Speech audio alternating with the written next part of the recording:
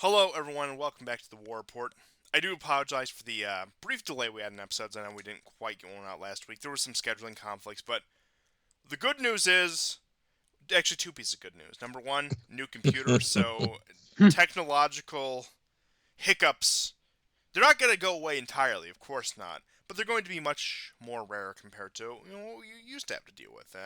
I'm sure the long haul fans of the War Report remember the early days when I had to drop out, come in, drop out, come in. Though long way off from those days. But without further ado, we're joined by a very special guest. You know him, you love him. Geo is back because Oh yeah, when nothing ever happens, there's been actually so nothing much. will happen. There's been so much of nothing that's ever happened that we need such a magnanimous figure. Excuse me. To help us recap this. And I assure you, I'm completely sober. I have not had a drop of alcohol tonight. I'm going into this completely clear minded. And we're going to have a good time over these next 3 or so hours, I'm estimating. That's usually how long we go. But yeah, we have quite a bit of nothing to cover because, once again, as we know, nothing ever happens. And I suppose, GSP, you'd like to give us just a brief update on some of the very minor events that have happened in the Forgotten War of Ukraine so far. Yes. So there's been some gains by the Russians. I would describe them tactical in nature, but they have strategic. They will have strategic significance if they continue. The two areas where this is really happening, well, there's three, but the primaries, of course, are in Klashevka and Bakhmut. I'm going to send you some photos of where things were roughly around the 20th of November. So this is we're close to 3 weeks ago. So this is where, let me get it to you.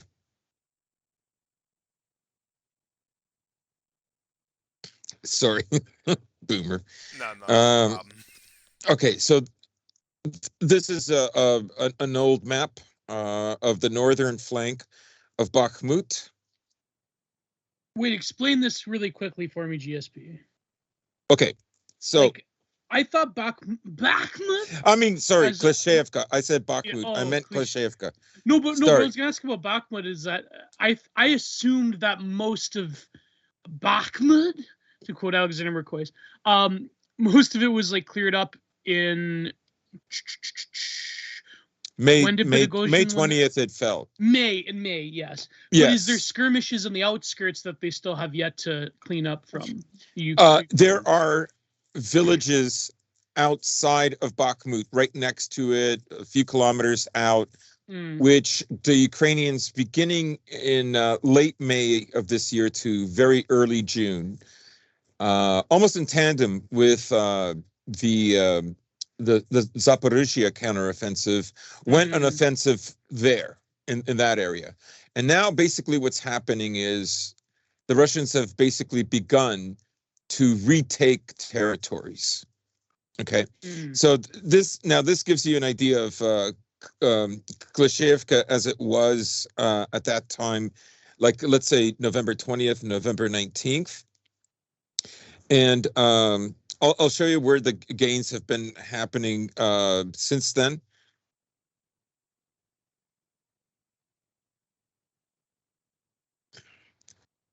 Now, Stepova is a village that has been contested. Russians have been thrown out, thrown out, but now it's kind of sticking. They have territory that they've gained a little further east now, and this map will demonstrate that. And what's happening is they're getting very close to the coke plant. Now, I was watching South Front, and they're saying they're storming the coke plant, but honestly, you hear that a lot. Even though I trust South Front because they tend to be very conservative, you know, they won't give you their word until it's a for sure thing. Anyhow, Coke plant storm, Zelensky in panic. Yeah.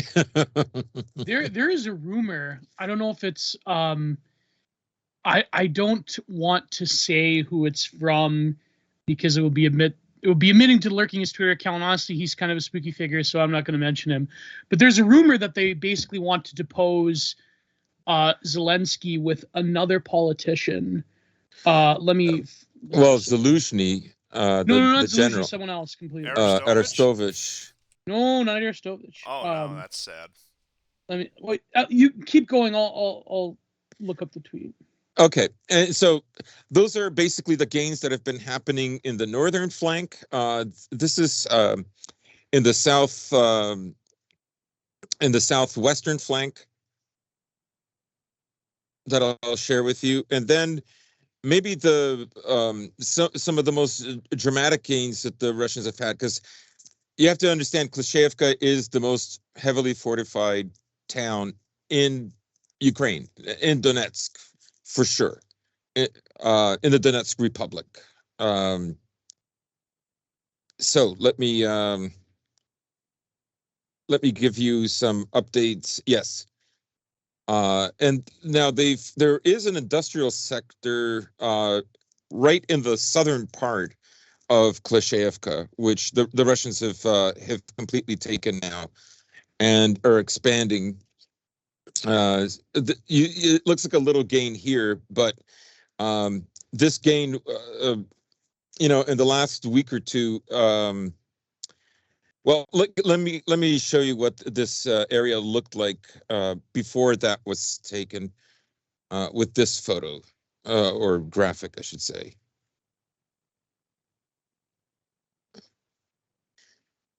So, anyways, Klishchiivka right now is getting a lot of attention by the Russians. They have been given more munitions. They have been actually allowed to use a shell per one person, something that they weren't allowed before. And most people now think that is because of the deal, the suspected deal, the alleged deal between North Korea and Russia. Back in November, early November, there was a visit. I believe it was by Lavrov. I could be no, it was Shoigu, and I think that's basically when the deal was done.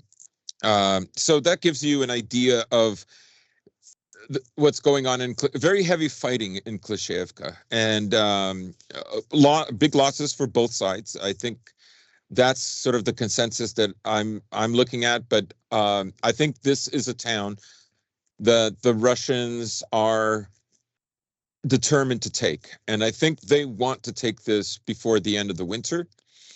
There's speculation that it could fall even sooner. Hopeful would be the end of December, but I don't think that's going to happen. I think February, maybe early March, would be a conservative estimate. But again, gains are being made there, and pressure is being applied. In a town further south that could actually, let me get you a map of. Oh, I found the tweet, by the way. You found the what? I found the tweet, by the way. So. Oh, okay. Yeah.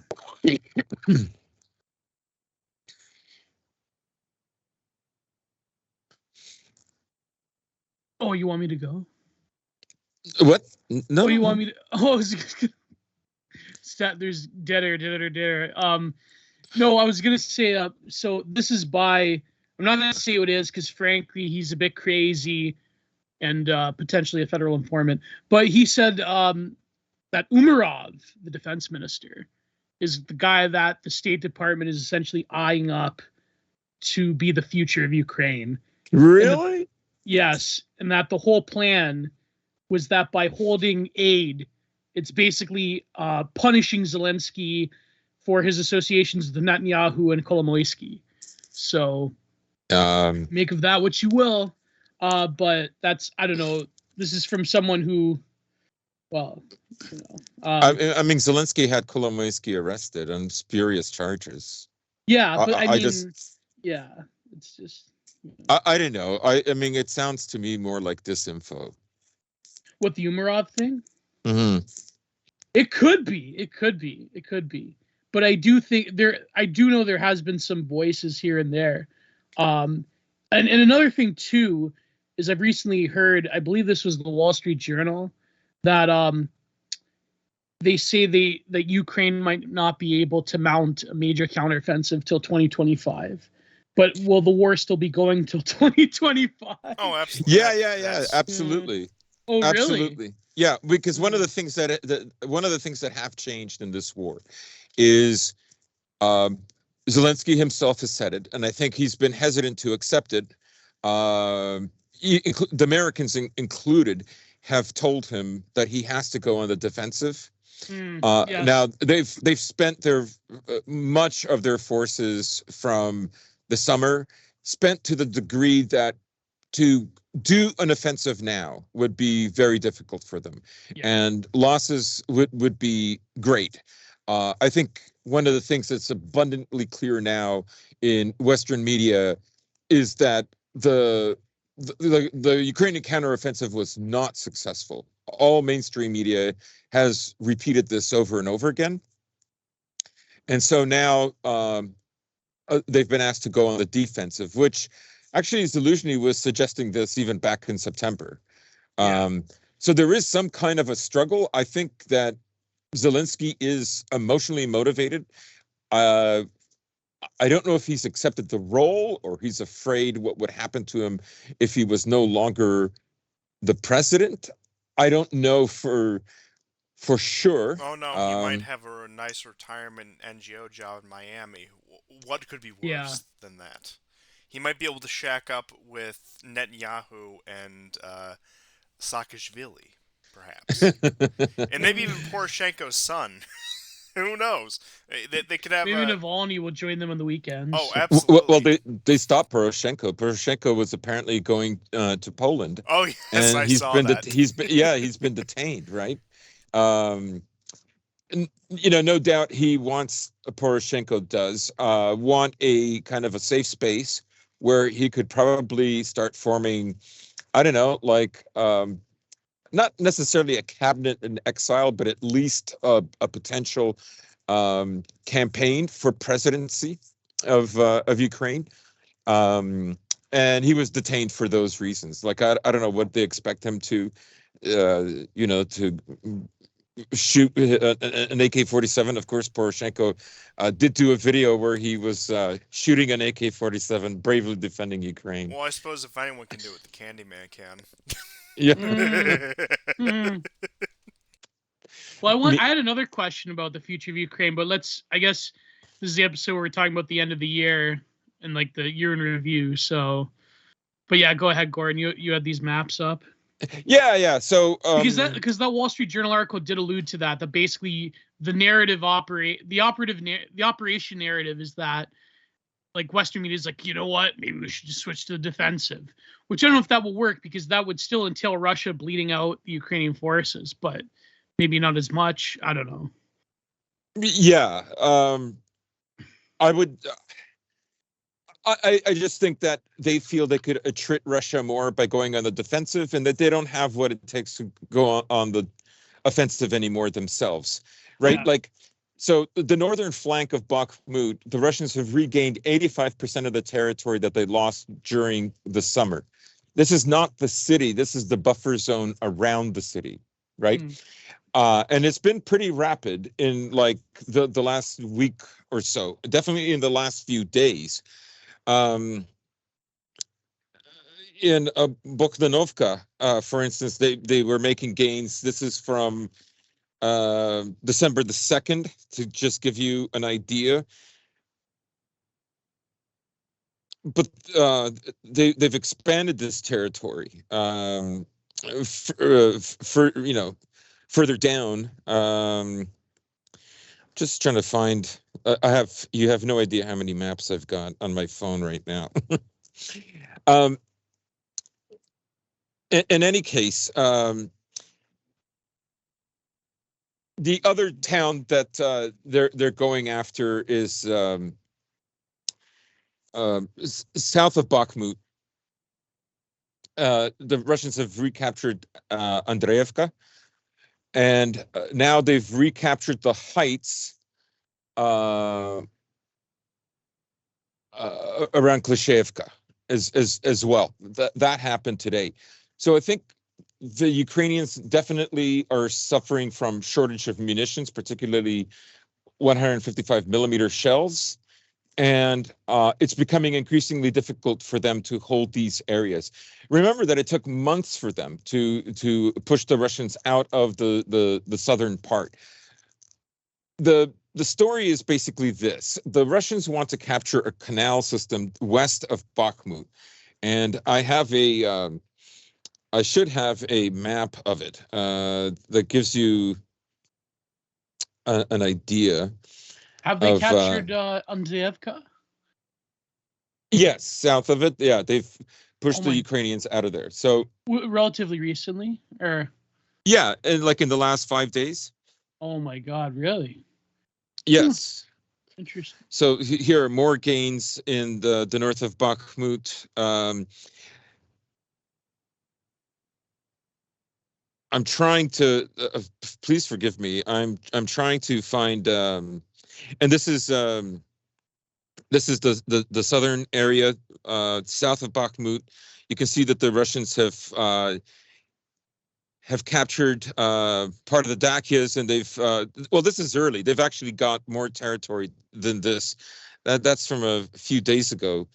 Um, they control a lot more now in this area. So I guess the long and the short of it is they have been able to begin pushing the Ukrainians out. And what they're going to do is push west. Ivanovskoye or Ivanovskoye is the next town over before you get to Chasov Yar. That would be ideal. But the vantage point is Chasov Yar. That's on the highest part of that region, is in Chasov Yar. Bakhmut is considerably lower than that. Of course, the one advantage it has is in its southwestern flank is that it has all these apartment buildings that do give it a better view. So it's not like holding a field, but that's now the Russian gains have made that less relevant because they've pushed further west. Again, these are small tactical changes that are happening. The big push will have to, I mean, I don't think it's going to be a sudden thing. You know, one of the things that I remember Prigozhin saying was, you know, there's Kramatorsk, there's, and to capture that, you need to capture Liman. The Russians have been making gains there as well. To capture, Kramatorsk, Konstantinovka, Kupiansk, sorry, not Kupiansk, that's in Kharkov. To capture this last ring of fortifications and towns that together are as big as Donetsk city, right? He said it would take 2 to 3 years. And like, I don't think that's an exaggeration, unless the Russians have, a plan to, I don't know, they store up enough munitions that they can field an army over 1 million, because that's what it would take, right? Really, I just for these mean, towns? Yeah, well, I mean, if like if you go from Slavyansk to Kramatorsk to Konstantinovka, Chasov Yar, this amalgamation is as big as the city of Donetsk. It's 1 million people, Oh man. right? That's.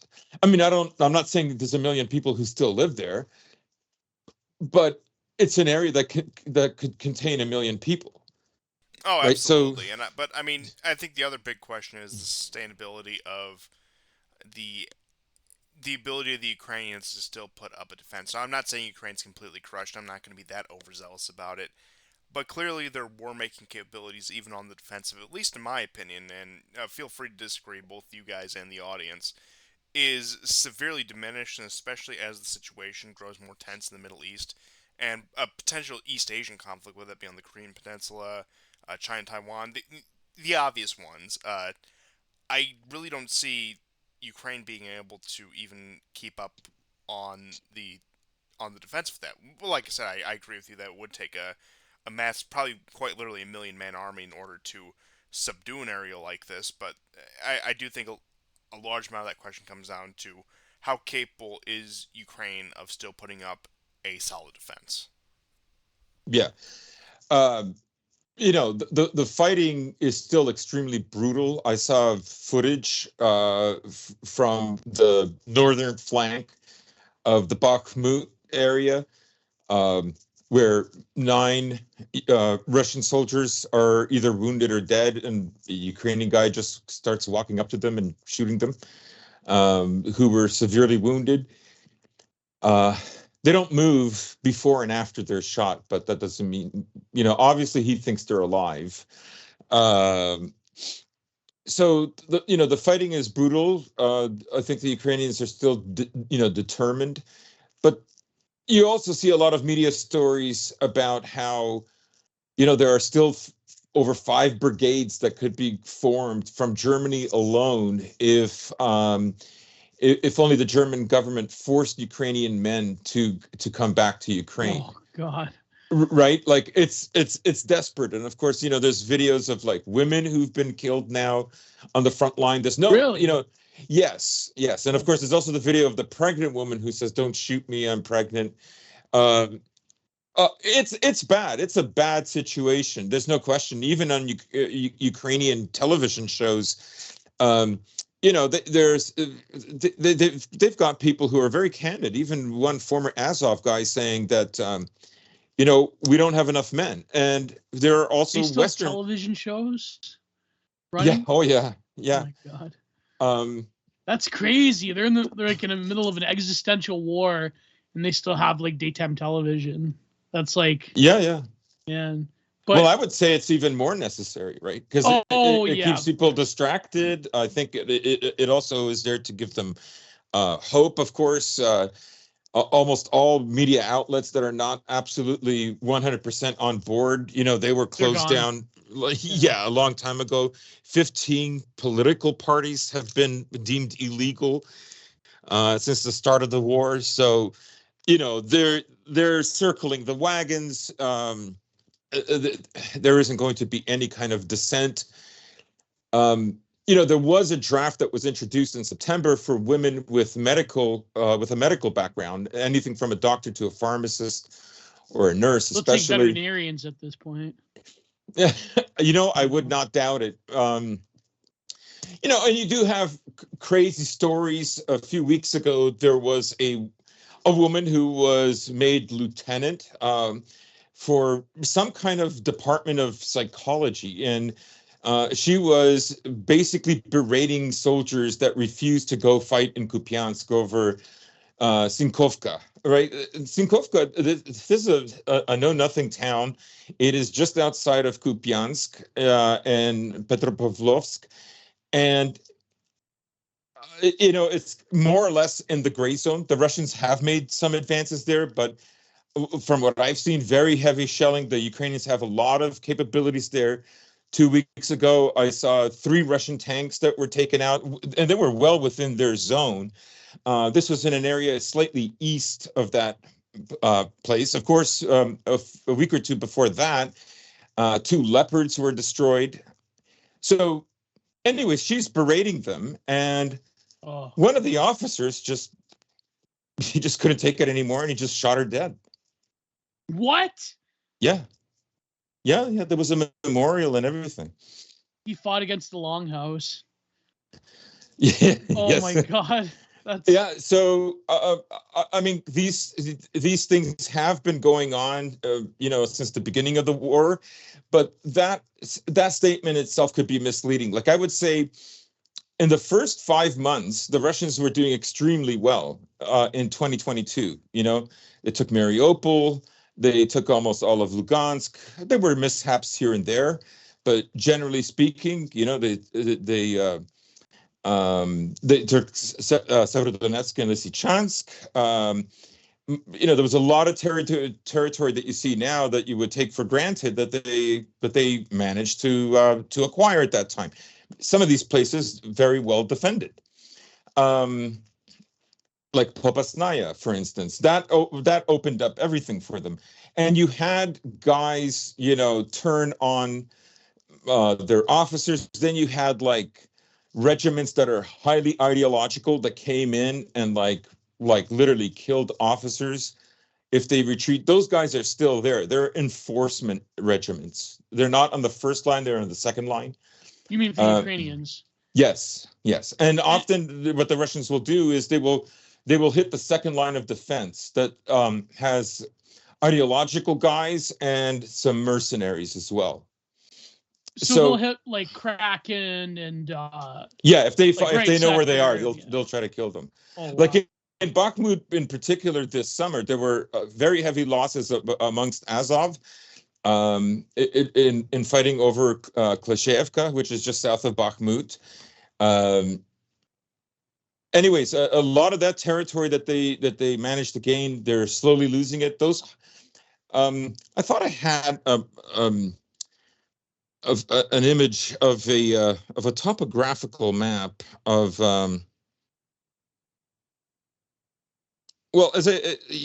yes, here it is.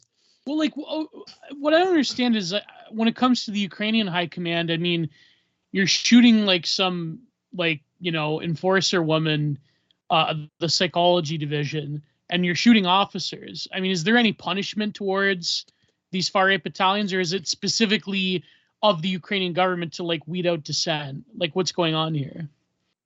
Okay, so these are two different scenarios. So the ideological regiments like Azov, Kraken, Tornado. These guys would be allowed to run amok for the most part. There have been some punishment taken against them, but generally, like they're necessary to keep the morale and to keep the rabble soldiers in line, well, right? Because like I've heard some NAFO Antifa people that I lurk that they're like, well, you see, there were purges in Azov. Azov isn't as radical. No, that's not true. That's not. That's simply not true. There were purges, but it was the opposite. Like in terms. Yeah, go ahead. We're gonna say, Constantine, what'd you say? I'm just saying, like, when it comes to Ukraine since 2014, there's been purges everywhere but Azov. Anyone with even the slightest suspicion of not being rabidly anti-Russian in any position of power has been dismissed at best. Yeah. Or dismissed with a bullet. I mean, that's... Exactly. Yeah. So I sent you a map of Klashevka, and you can see the Russians have they've taken most of this pink area, which is a height. Klashevka, the town, is of course in the lowest part, and that's why it's one of the most difficult towns to try to maintain. Because if you lose the heights to the west of it, it's over. You're eventually going to lose it. The other thing that has been happening is that the Russians have finally conquered Marinka after, I don't know, what is it, 10 years? Now, the Ukrainians were holding on to about 10% of it. The thing with that is, if they want to go do something with Marinka, which is, I'm skeptical, the ideal thing to do would be to go after Ugledar, right? Because it's a road that connected Marinka with Ugledar. The Russians did try in February of this year to try to take it, which did not go well. They're still, around it. They've fallen back on their previous positions from December of 2022. But that would be ideal. And the reason is so there's a road that goes to Ugledar that connects all the way with Zaporozhye. However, the part that's closest to Donetsk, the Republic, is the area that like has the least amount of roads. Okay, so you would have to secure the northern flank above Ugledar in order to take Ugledar. The problem with Ugledar is it's small, but it's almost all high rises. Now the Russians are going to be introducing. At the moment, they have 1,500 kilogram bombs, but they will be introducing 2,500 kilogram and 5,000 kilogram bombs, beginning in somewhere around January 2024. I suspect what they'll want to do is to destroy as much of the buildings there as possible. That is really what will help them, negate the advantage, because it's very, very flat around this area, right? Also, if we're talking about the Zaporozhye front, and I'm just going to send just a big overview of the fighting that we're talking about. Konstantin, I'm just sending it to you now. Okay. So if we look at you can see Ugledar, and all the way to Orechov. Orechov is just north of Rabotino.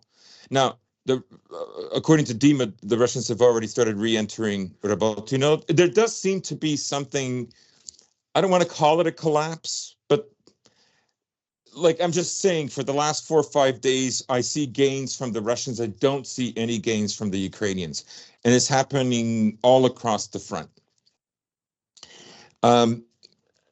Now, as I was saying, in the Zaporozhye region, there are far more roads that are connected on an east-west axis.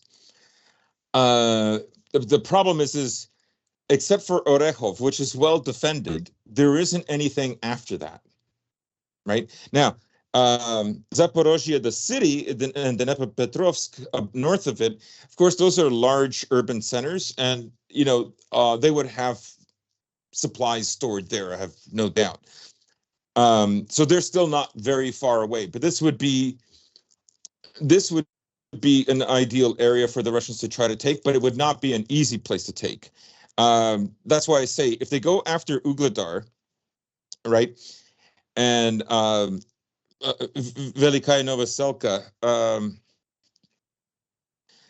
not only would that give them territory that they could say is part of the Donetsk Republic, there isn't anything beyond that, and there's very few roads that connect this area. So that would be, in my opinion, an easier task. But maybe we should talk about other news concerning Ukraine and the war in Ukraine. Well, yeah. There was a Ukrainian delegation that came. Zelensky got snubbed by Congress too. Yes, why don't you tell us about the thing with Congress, and then we'll talk about what solution he has. This guy is he anywhere besides Kiev? Is that what he does? It never seems, there. It seems to be so. He has to go on a world tour of begging for money because that's.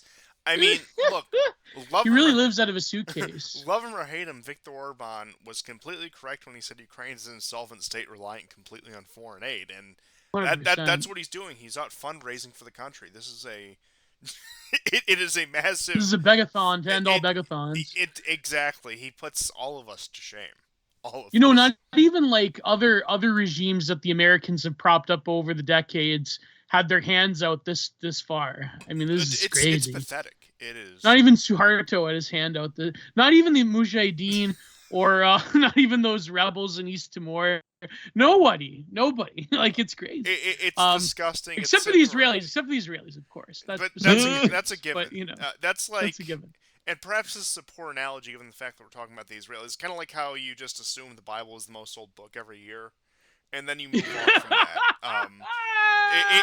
It's one of those scenarios where you just work down from that point, because that's just a given. That's a given. Yeah. But I think in general, don't people realize what a nightmare scenario this is for a functioning Ukrainian society and military? I mean, can you imagine say when the Americans were sort of losing in Afghanistan, the American government just sends out I don't know, like boomer neocon chuds in the American military to like go and summary execute generals that are maybe that should have worked. That should no, I'm kidding. But like imagine like an American military context or any Western nation where you have to like send out ideological stormtroopers to go and purge your own officers when the officer corps is like pretty thin nowadays. Like that's insanity if that is correct interpretation of what's happening in Ukraine. And I would say that that's not an exaggeration. That's what we've been seeing from 2014 on. Now, of course, in scale, it has increased exponentially. Don't get me wrong, since I would say 2020. In other words, this isn't a quote-unquote liberal democracy we're dealing with.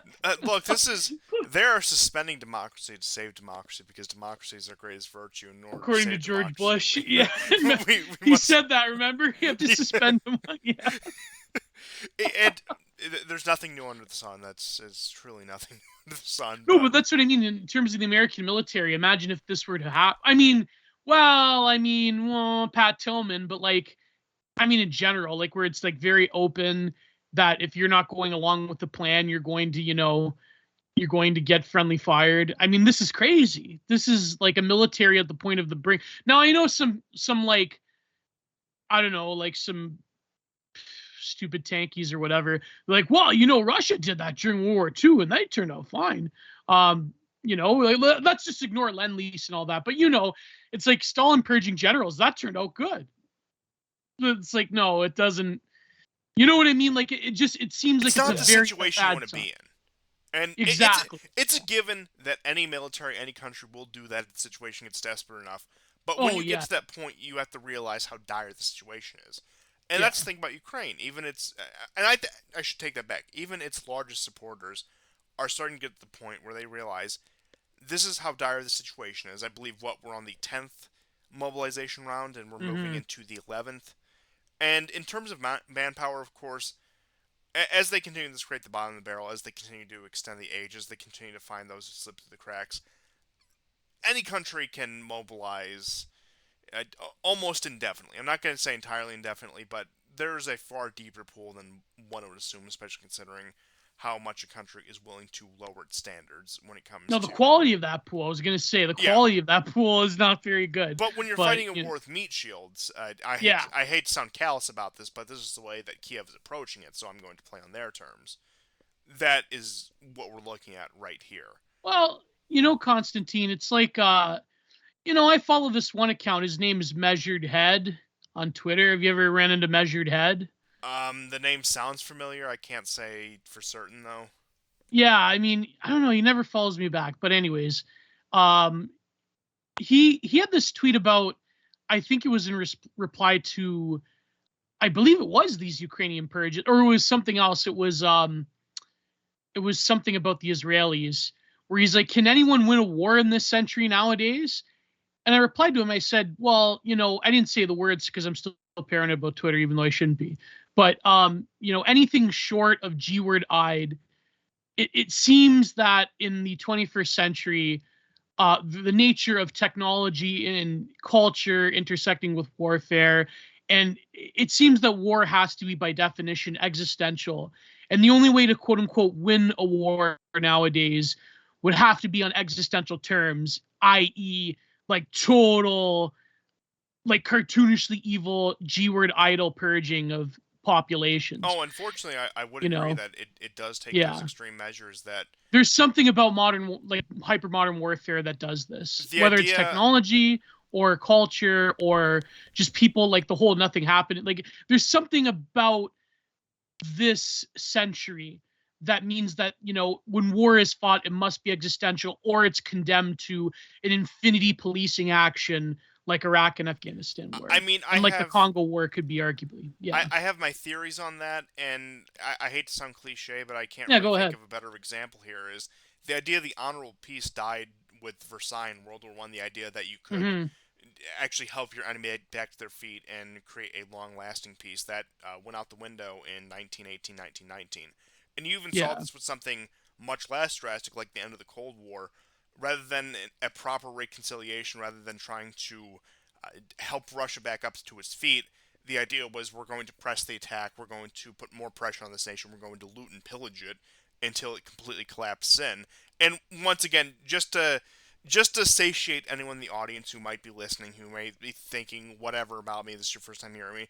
I'm not saying the Soviet Union would have did any different had the roles been reversed, but that point Oh, being of is course. it's not really relevant here because that's not what happened.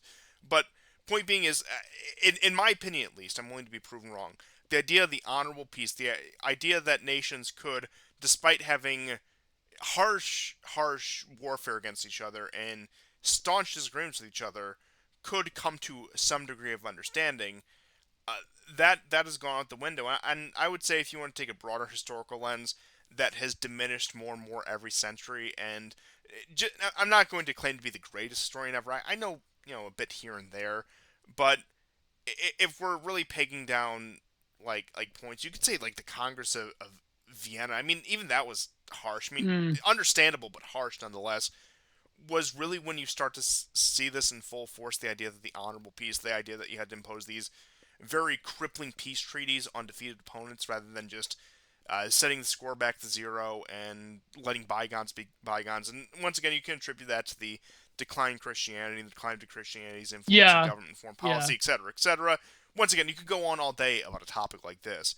Well, but, even like the end of yeah, the go ahead. So, you go ahead because like I have a longer schizo theory, so I'll take on this. But once again, just to put it in short, the honorable peace is nigh impossible. Now, I'm slightly optimistic that just given the shared history between Russia and Ukraine, if that can be capitalized on in a very clever way by certain diplomats, then we could be working with something here. But I mean, Israel-Palestine, absolutely not. One side just has to win that conflict, or else it's going to go on in perpetuity. Yes. I mean, the whole reconciliation thing about their shared history, I mean, well, Kissinger just died, bro. I'm sorry, I don't know what to tell you. But like, he just died? Wow. I didn't know that. You're telling me now for the first time. There was this absolutely mind-blowingly R-worded take by this fucking... he's one of the most mid-witted irony leftists, but he's like one of the few that irony doesn't leftists. Narrow it down. Do you know Gravity's Rainbow? The name sounds familiar. He's got like the David Lynch avatar. Yeah, I think I know who you're on about. Yeah. So he's like one of the few like openly pro-Ukraine. Oh, I think Chapo, before Matt Kreisman went to his Jamaican drug dealer and got himself into a coma. I think they were leaning towards more. I think he's out of the coma, but like just barely. I don't know. There weren't they weren't as. I remember back in the day, all of those guys, they were almost like quasi pro-Russian, and there's still like Antifa, NAFO, like absolute schizos that will accuse Chapo Trap House of being like Red Brown Alliance, being funded by like gray zone type of like pro-Russian, like these people are like red fascists, blah blah blah. But like they had to lean more into the kind of like Vaush and Olive Bread tubers. They had to like lean into the State Department opinion. You know what I mean? Like disgusting. Yeah, disgusting. Yeah. So but this Gravity Rainbow guy, he said on the death of Kissinger, and my buddy Prudentialist, my co-host, my good friend, my mensch, he's got a sympathetic take on Kissinger from a geopolitical history standpoint, and he had this great stream with Orban about it, and even on Digital Archipelago we talked a little bit about it. But so the thesis that essentially with the death of Kissinger goes the death of competent foreign policy in terms of the American empire.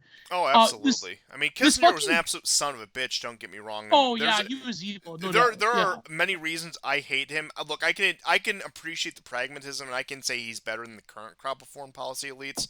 But, I mean, that doesn't absolve him of a lot of things that he did. But, once again, I do agree, the idea of a competent, sane foreign policy, he was really the last flicker of that. Oh, yeah. Now, let me read you, I believe I have the cap here. Let me try to find it. Yeah, here it is.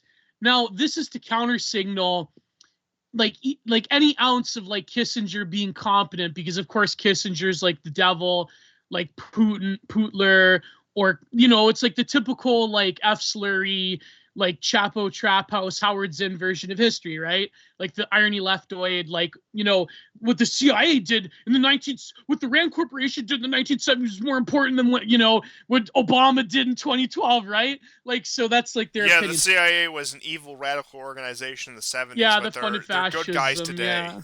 Like, Yeah. Oh, but when they funded communists, though, that's, you know, when they tag teamed with the Soviet Union, that didn't count. So here's what Gravity's Rainbow said. He's a fucking piece of shit. I'm sorry for swearing, but like there's certain people that like really get under my skin that I just hate. He said, modern America, he responded to our good friend. You know, I like those guys, but he responded to Russians with attitude, and they followed me back, so we're mutuals now. Is it Karel who runs the Twitter account, I believe?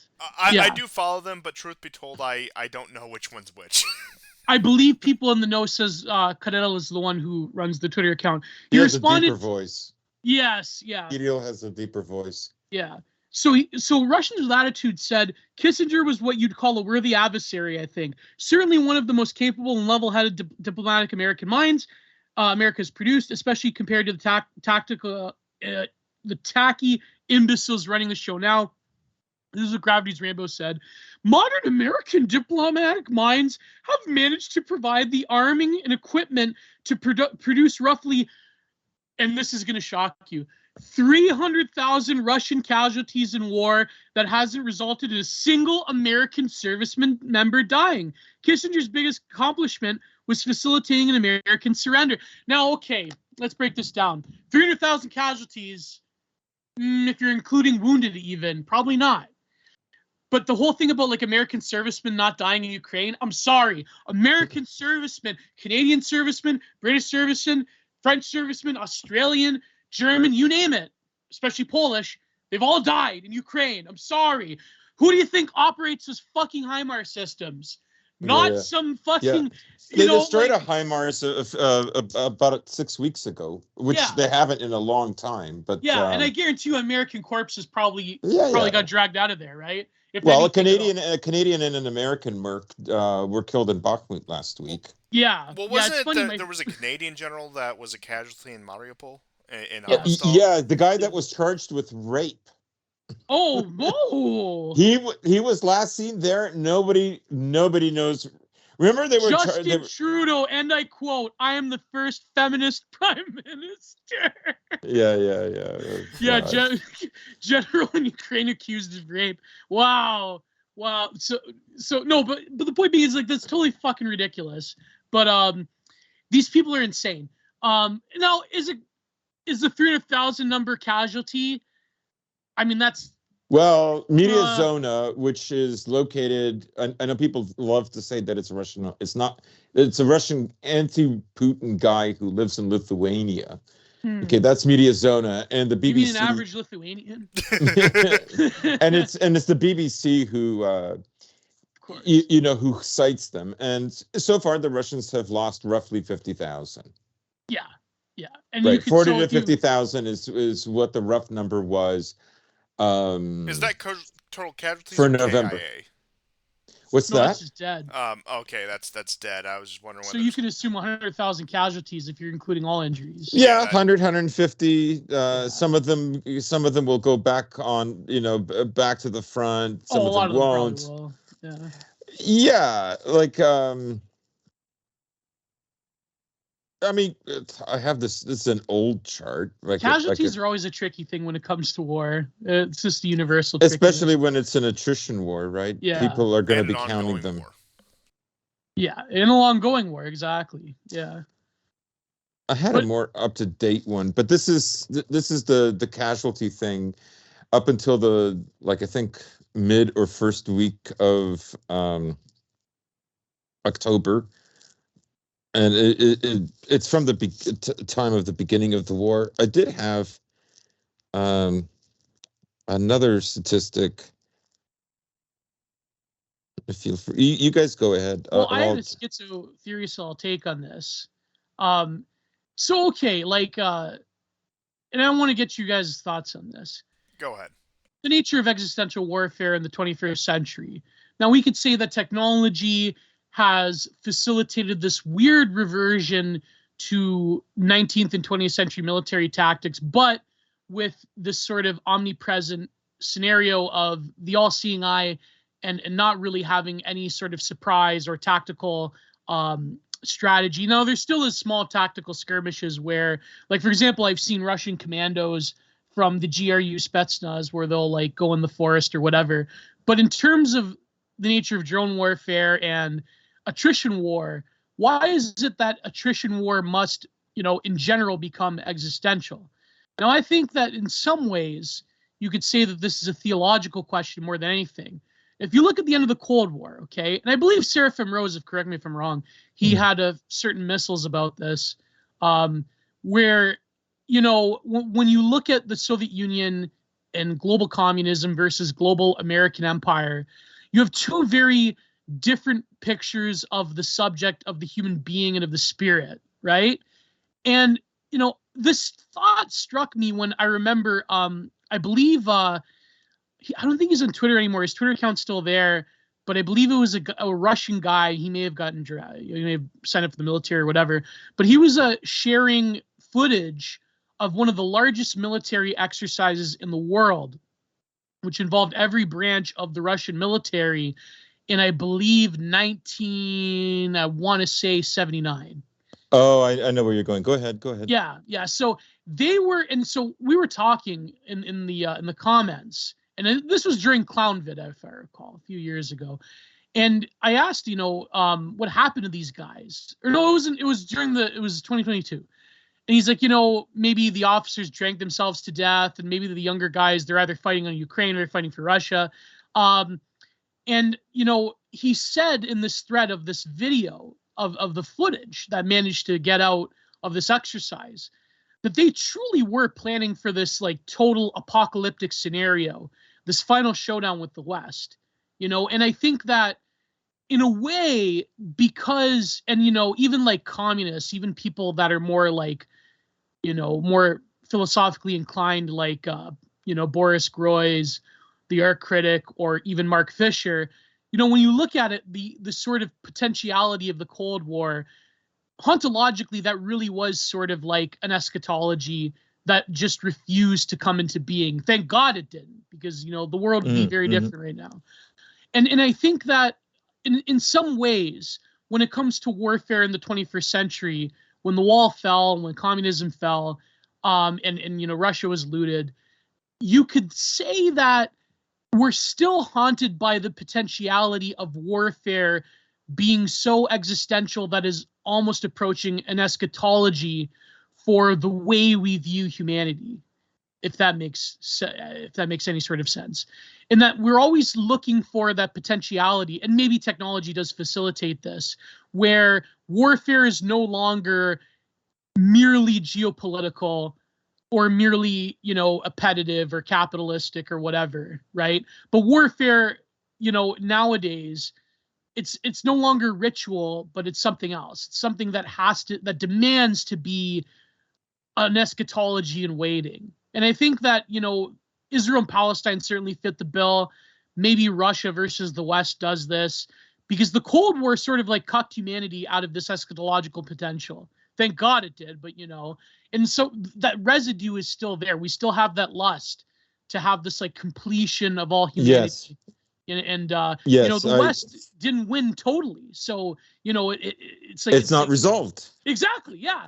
Yeah. So go ahead, Goran. What do you think of that one? Yeah.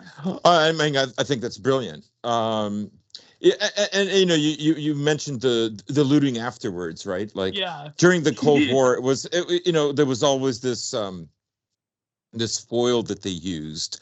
Well, it's just that I hate communism so much.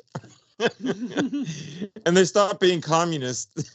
And then we should still kill them, destroy their country, take over, own everything. Destroy them through alcoholism, abortion, and deaths of despair. Yes, heroin.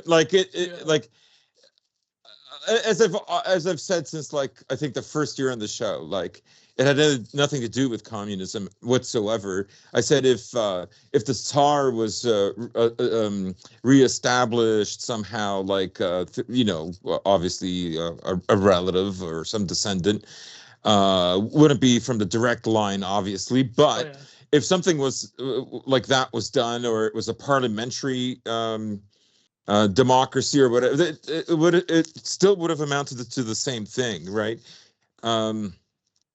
No, I mean, I think the West basically looks at Russians as savages that have a lot of resources, and they like, 200 years ago, we're just more civilized than they are.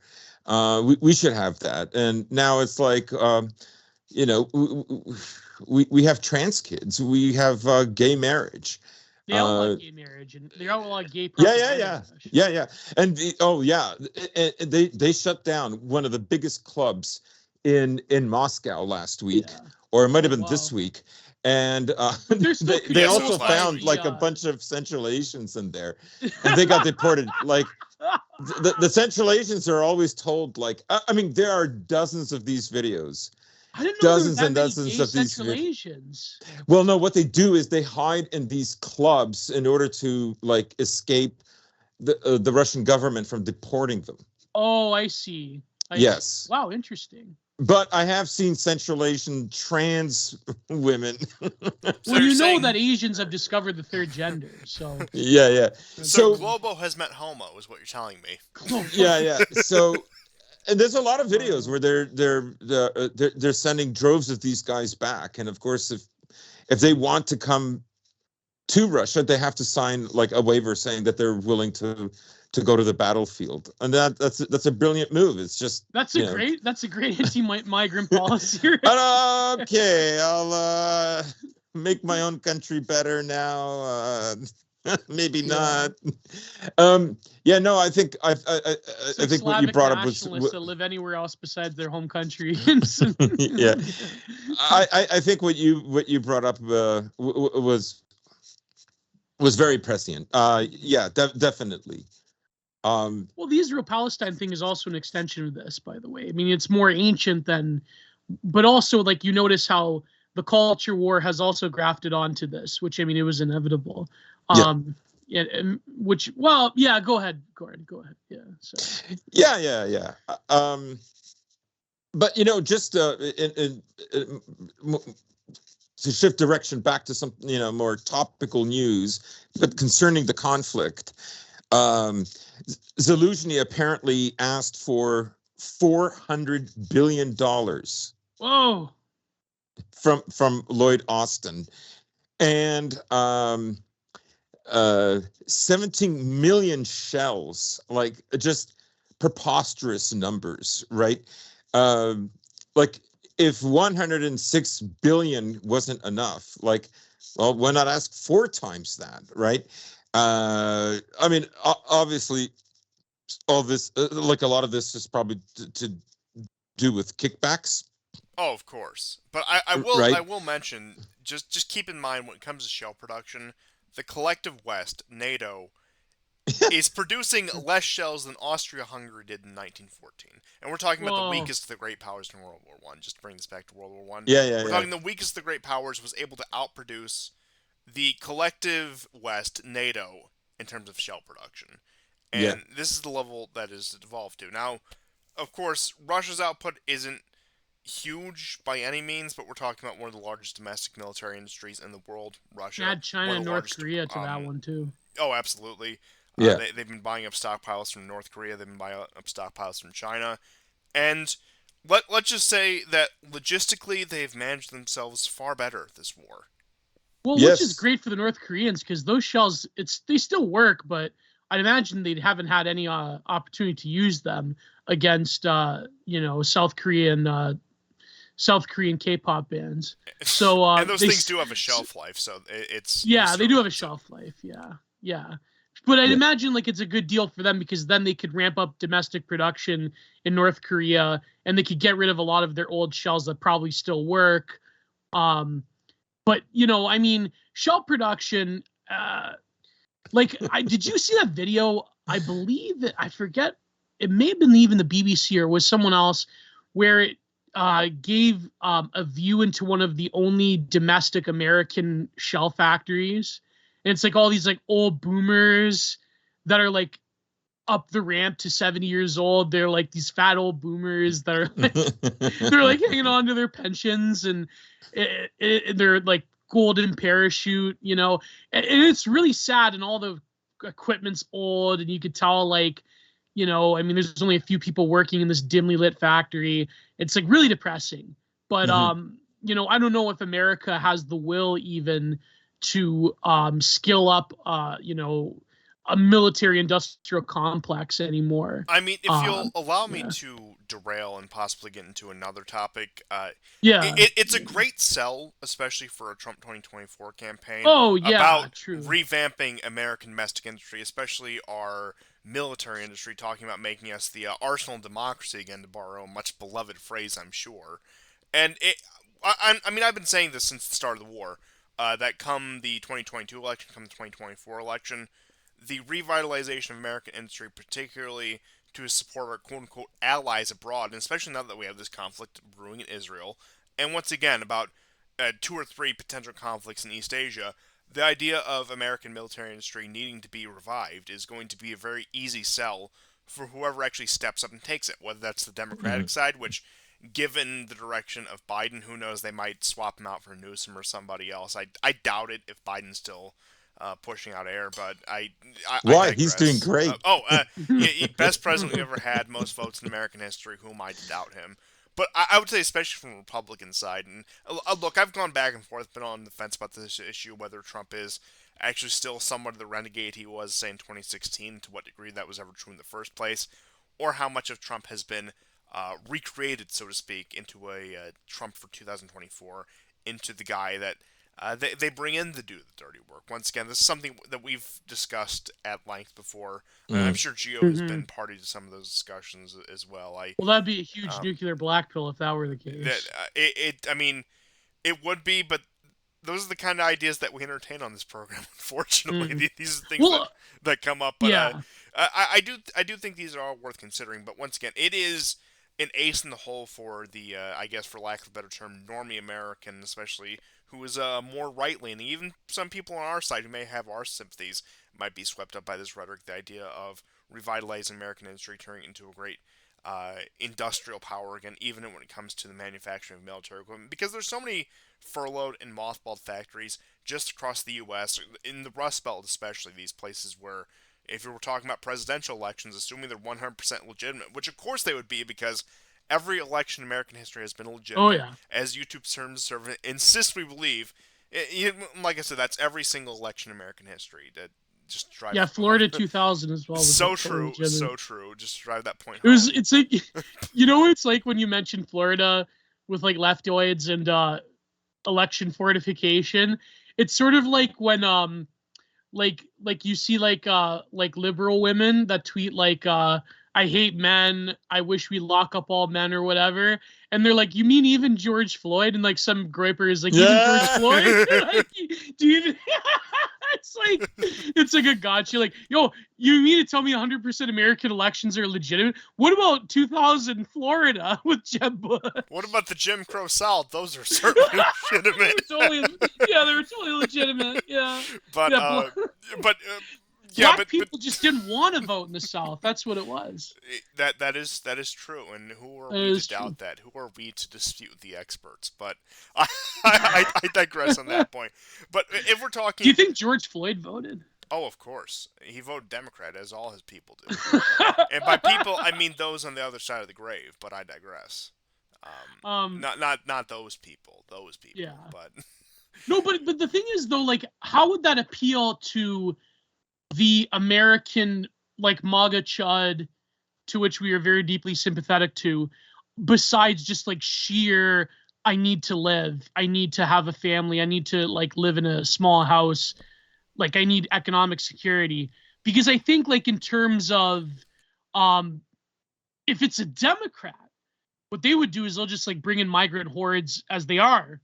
Oh, and they'll be like, and they're the ones that will be servicing the munitions factories. But if it were Trump to come in, if Trump is truly, I'm not saying it's, I hope he isn't. But if Trump is truly compromised, then you could say that, what would make the MAGA chud go into the shell munitions factory? If we're Would it talking be full just, Zion Dawn, it's probably war with Iran, if we're being honest. oh yeah, that's what I mean. Like they'll have to pivot to Yeah. something like a war that won't be like, Russians. Ukraine, Because- they could have done yeah. 18 months ago if they had the right guy, if they had somebody like Trump. Yeah. Now that Yeah. they burned that goodwill very quickly with Ukraine. Oh yeah. But Oh, if yeah. we're talking Iran, if we're talking any Middle Eastern conflict involving Israel, then they're going to eat it up. They're going to lap it up. It's going. But then you never know. Like I think, but then again, here's the problem, though. Here's the big problem with the Middle East is that, in terms of domestic foreign politics especially in America and North America in general, is that I think like the problem is that you want to get the Republican Party, because the boomers are going to die one day.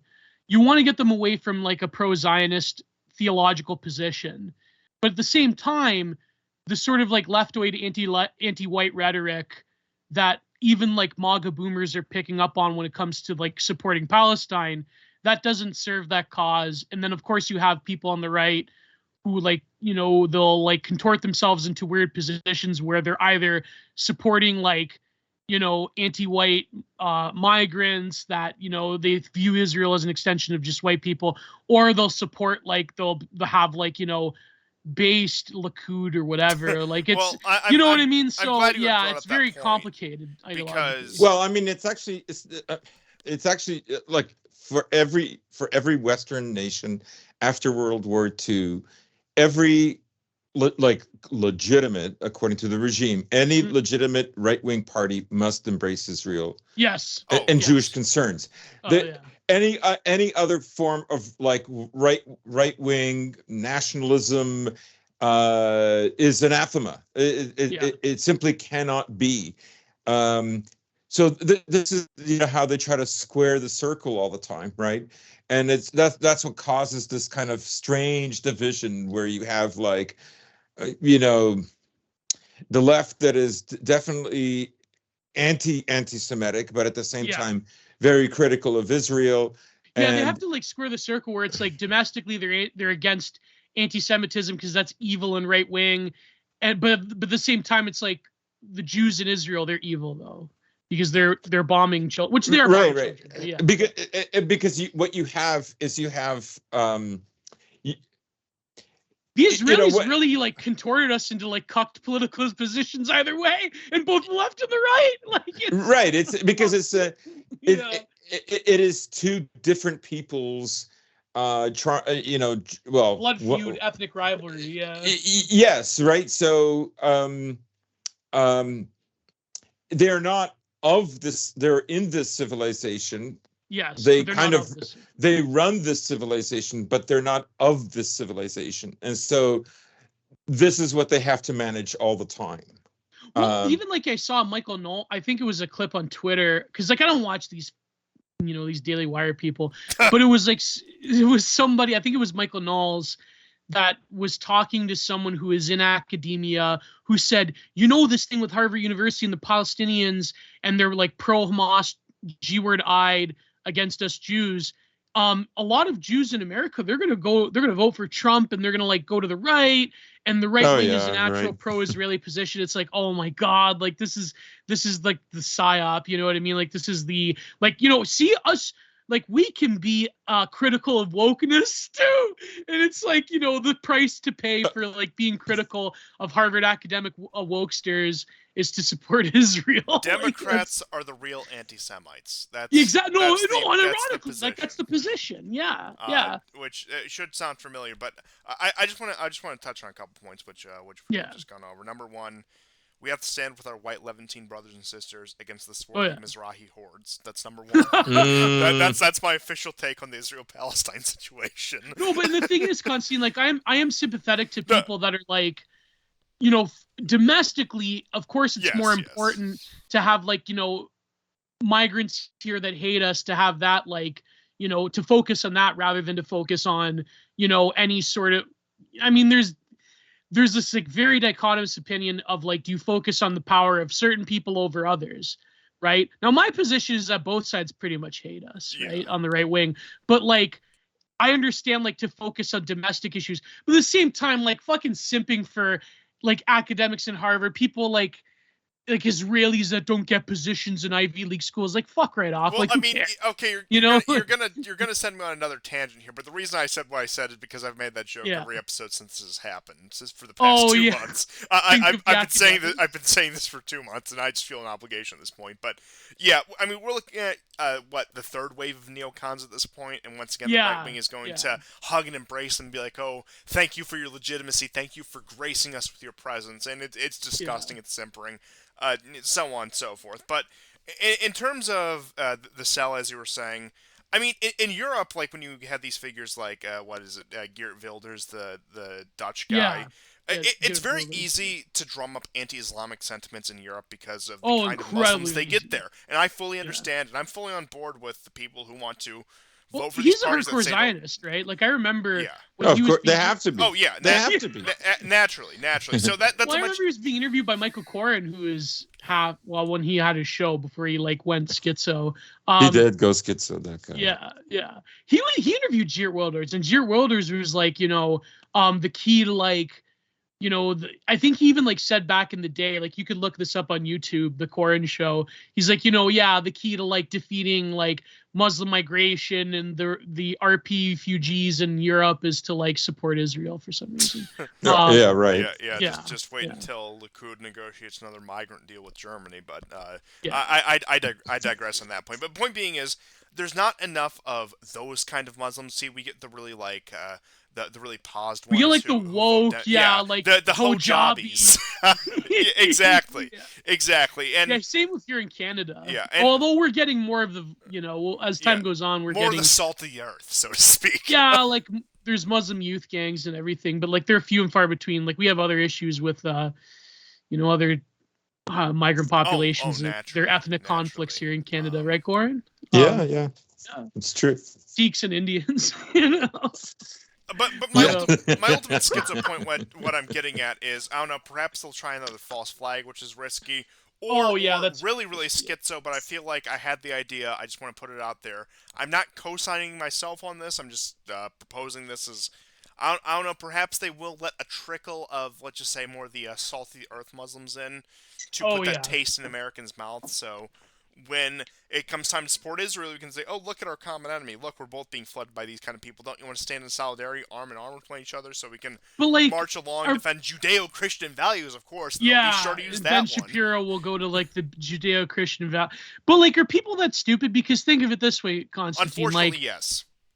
No, but you know what I'm going to say, right? Like, if you're, say, God forbid, right? I mean, nothing could really, and like short of something very big and very dramatic, I mean, very, very few things could rival what happened in 9/11, right? But say there is another quote unquote domestic T-word attack, T-word mass casualty of a Muslim variety in America, right? Not including like Omar Mateen or like that Muslim couple that shot up a nightclub in Florida, I believe it was. Yeah, not to downplay the human cost, but small potatoes compared to 9/11. Yeah, or compared to like an Islamic cell operating in America that commits some fun posting or whatever. If that were to happen and we get GoWad 2, how are people really that stupid to say that? And I'm this is probably half rhetorical because people are this stupid, and that you're saying that, okay, the Palestinians and the Muslims, they commit this act of T-wordism on domestic soil since 9/11, the biggest one since 9/11, blah, blah, blah. But the way to do that is to, check notes, expel all of the Palestinians and put them elsewhere. Or and they even suggested in European countries. Not 2 weeks. And they had former members of the Knesset, then members of the Knesset shortly after, suggesting they go to Europe, right? Yeah, but only Israel can save us from the Muslim hordes. No, but like if you're expelling them and they go to Europe and America, then aren't you just creating more chances for more T-wordists to be in domestic soil. Like, I don't understand. Are people that fucking stupid? Well, like, it Yes, gets all the yes, they better because they, Yeah. they never let us forget about what trouble the Palestinians cause in Lebanon, in Jordan, Egypt, all the neighboring countries, where Yeah. they just Yeah. say that, where they just throw them there and say, "Oh, it's your problem now, Goy. You deal with the worst of the worst here." And now they're saying they want to do that to Europe, they want to do that to North America. And like I said, they're already in talks with Germany in order to rehouse these people. But of course, knowing Germany, they're going to have to take that loyalty pledge to Israel. So that's the safeguard. That's the real safeguard Well, right what's there. gonna happen when they like have news reports and like what's the big French paper? Charlie Le Monde. Hebdo or whatever is that? Le Monde or like the oh, other yeah, one, yeah, that 24. one. What's it called? 20. The channel. Oh yeah. France 24. Yeah, France 24. It's their government-sponsored channel, like Yeah. BBC. Well, what happens when you have a story in France 24 where, like, French intelligence just raided another compound or another migrant center and they found Hamas passports? Like, what's gonna happen when that happens, right? Like, Or what if what's they gonna raid happen? a Hamas? What if they raid a Hamas center in Yeah. Europe Yeah. and they find copies of Mein Kampf in Arabic? Oi, Gewalt. Remember when they Yeah. they found conveniently like new copies of Mein Kampf in Arabic, Or they found a translation of the protocols in Arabic. Yeah. Yeah. Yeah. Guys, they found It's my just copy of never Mein ends. Kampf in Esperanto. I think we're done for. Yeah. Yeah. No, No, but that's what I mean. Like that story will happen. That's going to be real. And but anyways, yeah, go ahead. the thing about these stories is, yeah, I agree with you. There's plenty of people who will just lap it up because either they don't know any better or they don't want to know any better. And at this point, for example, something on 9/11, although there was large amounts of skepticism, the general public to this day accepts the official narrative just as is. But the thing is, you have to consider about this. Even if they were to pull some sort of 24-hour op, let's just say, in order to provoke us into supporting Israel's next war of expansion or whatever it may be, the problem is enough people believe it. Not majority, but enough people. Enough people. Yeah. Yeah, it would be very costly. It would have to be quite grand. And then you have the problem of, well, Americans would have to die. Americans would have to die, yeah. But we've already touched upon it. Shell production, just military capacity in terms of production. Where is it, right? Like, obviously, they can't even cope with Russia, right? If they do that, then they will have to lose Ukraine. Now, for the Americans, in a way, much of what they wanted has already been accomplished. Whatever industrial capacities are in Donetsk, they've been leveraged, and for Russia to win, they will have to destroy more of these cities. Europe has been pulled away from Russia, so there will be no Eurasian integration with One Belt, One Road. Europe will become solely dependent on America. So, if there is a conflict, as you said earlier, Geo, it will have an eschatological character to it. It will be like you will have wackos saying, well, in a conventional war, gradually we'll lose because we can't keep up with production. Like, if you think Russia's production, which can outmatch America in 28 European countries, right? Wait till you discover like what China can do. Yeah, and if you threaten China with an existential war. Yeah, I don't know if they can, and even this idea of going to war with Iran is completely spurious. It would take. I believe one estimate said it would take 3 million American troops even just to go to the border of Iran. Like, it would be right. The interior and it's is like, yeah, it's also very mountainous, right? Yes. Like, must I bring up Millennium Challenge once again from 2002, where hypothetically, once again, we're just talking about drills and we're talking about war games here. The so-called Iranian team sunk the American Fifth Fleet in 12 hours, and we're talking about a much more emboldened Iranian missile program and a much more dilapidated U.S. Fifth Fleet. And some people may say it's exaggerating, but once again, I do believe that the Iranians, they wanted to, if they got the edge on us, could put the Fifth Fleet at the bottom of the Persian Gulf in 12 Oh, hours. but the Iranians might, if America's committed enough. I mean, Iran might lose in the long run, but what would it cost for them? I don't think they will. I don't. I Oh, think. really? No, I don't. I don't think they would lose, and I'll tell you why. It's kind of similar why America won't attack North Korea, right? Yeah. You've got two very mountainous areas.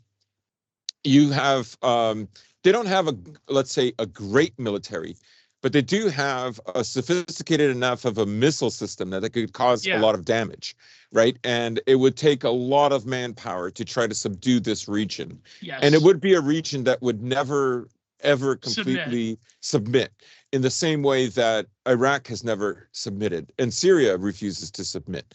Yeah. Think how Lebanon, for instance, is still kept afloat, and it's done so because of Hezbollah, right? It's otherwise a dysfunctional state, except for Hezbollah, right? And Israel has still not figured out how to defeat Hezbollah in Lebanon. Well, so I don't think they have the capacities for these kinds of wars. I don't know. Like, take for instance the trip that Putin just had in Saudi Arabia and United Arab Emirates. He's very warmly greeted. In United Arab Emirates, they have like this parade with horses. They have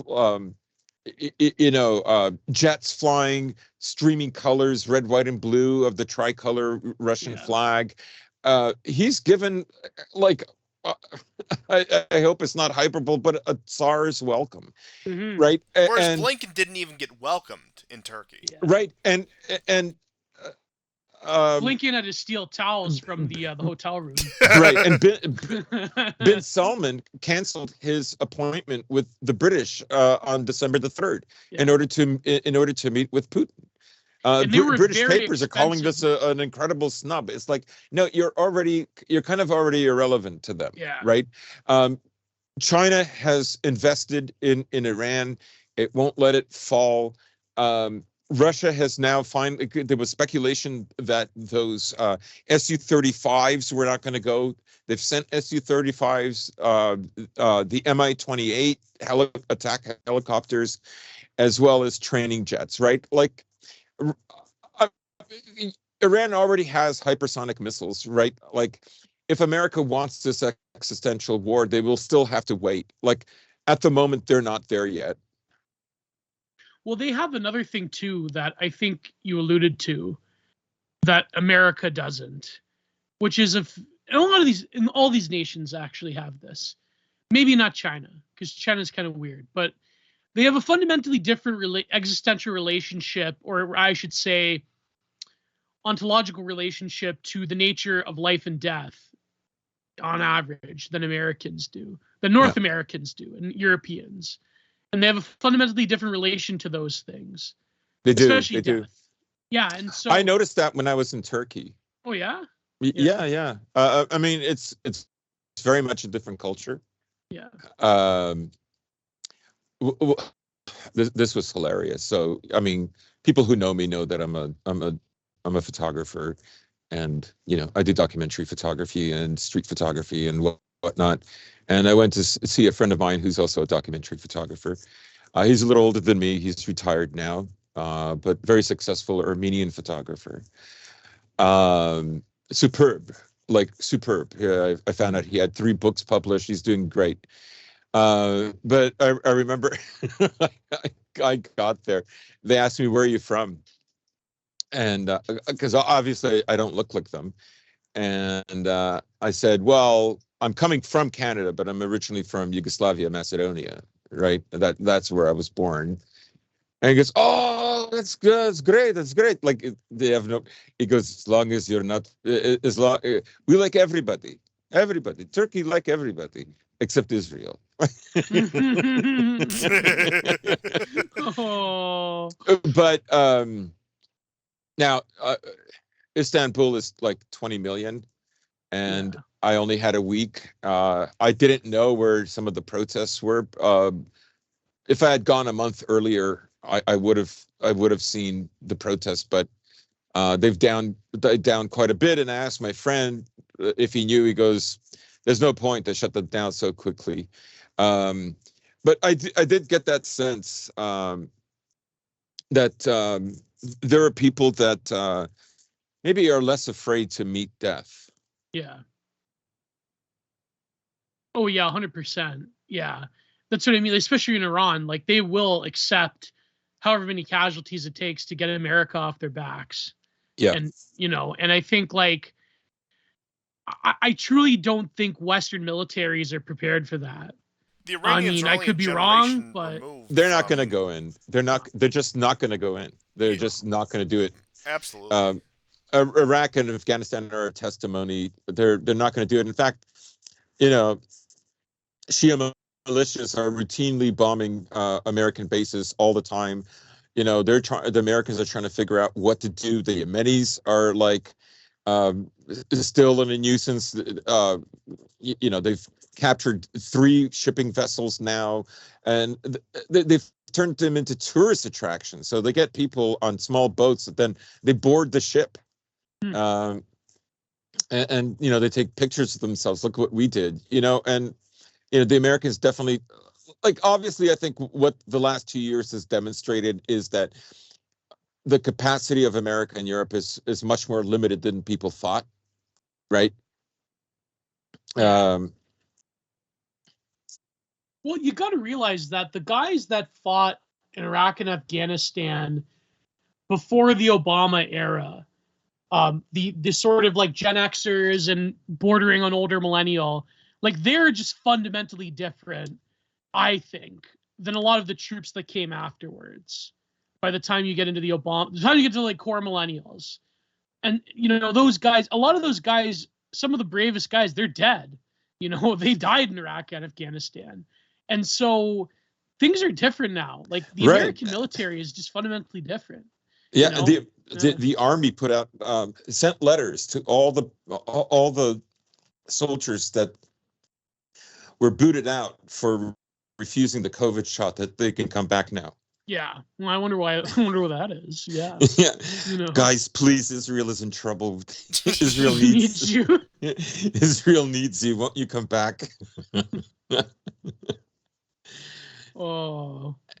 Yeah, so things look pretty grim. Yeah. I did want to say in the question of Iran versus the United States, we also have to remember when it comes to an existential war, when it comes to being able to look at death and actually face it, the Iranians are only a generation removed from their war with Iraq, which was one of the bloodiest in modern history post World War II. Yeah. Oh yeah, 100%. One of the most barbaric as well. Like human absolutely. Wave attacks and gas. They came down to drafting 14-year-olds. Yeah, 13-year-olds. 13-year-olds. Yeah. No, that's what. And I mean, you can look at like all of the gay, like subversive NGO workers and feminists and whatever that did the like girl boss protests, but like that's like few and far between. Like the average Iranian, if America did have this sort of like need to destroy them finally, then yeah, things would be different. Well, I'll put it this way. Despite, and look, I think there's probably quite a bit of discontent with the current government in Iran. Yeah, but there's still a sense of national unity that does not exist in Western countries, where especially America attacks them. If a foreign country declares war on you, regardless of whatever issue you had with the government in Tehran, they have far more in common with you and far more shared interests than some invading power. And I think you've seen that to an extent in Ukraine. I won't go that far because of just the complex history between Russia and Ukraine with how interconnected it is. But point being is, that sense of national unity that has largely dissipated in Western nations certainly exists somewhere like Iran, that even with the amount of opposition you would have, if you want to embolden the government, continue putting pressure on them. It's that simple. Oh, yeah. But that's what I mean. Like, the only way I could think of them doing that would be they would have to heavily propagandize the Iranians to say that, don't you want the global gay disco and liberal democracy and freedom? Like, then, fight against your own government. And there'll probably be some, like, libtards in Iran, some, like, university-educated libtards that work for NGOs that probably will take that deal.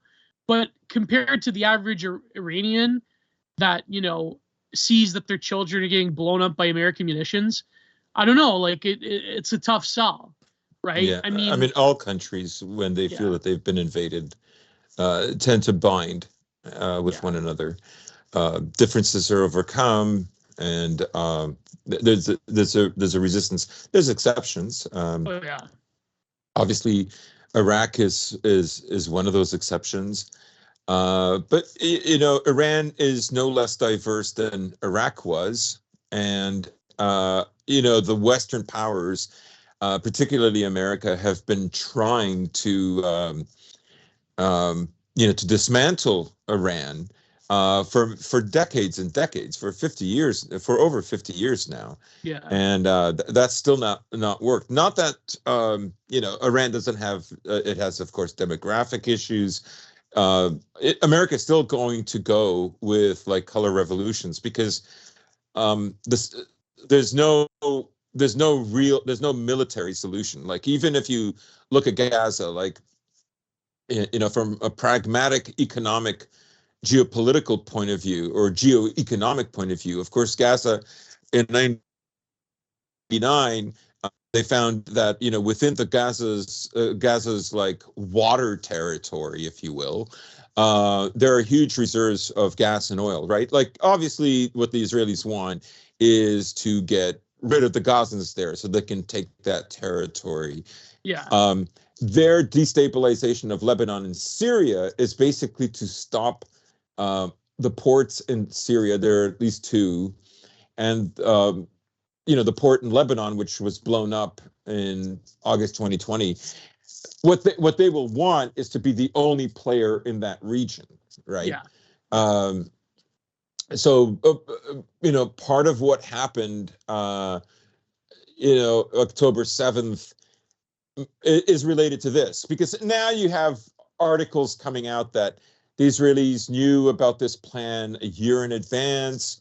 People are still wondering, like, why did Bibi Netanyahu not give any command for 7 hours after the attack by Hamas Well, they were like occurred? literally shooting at Israeli civilians, and the military wasn't there. They just let them run amok. Yeah. Right, right. And now And we then their own also helicopters open fire on the Israelis. It's Oh yeah, and that's yeah, right. yeah, I got to give it to the gray zone on this, because they said this just a few, like, less than a week after after October 7th.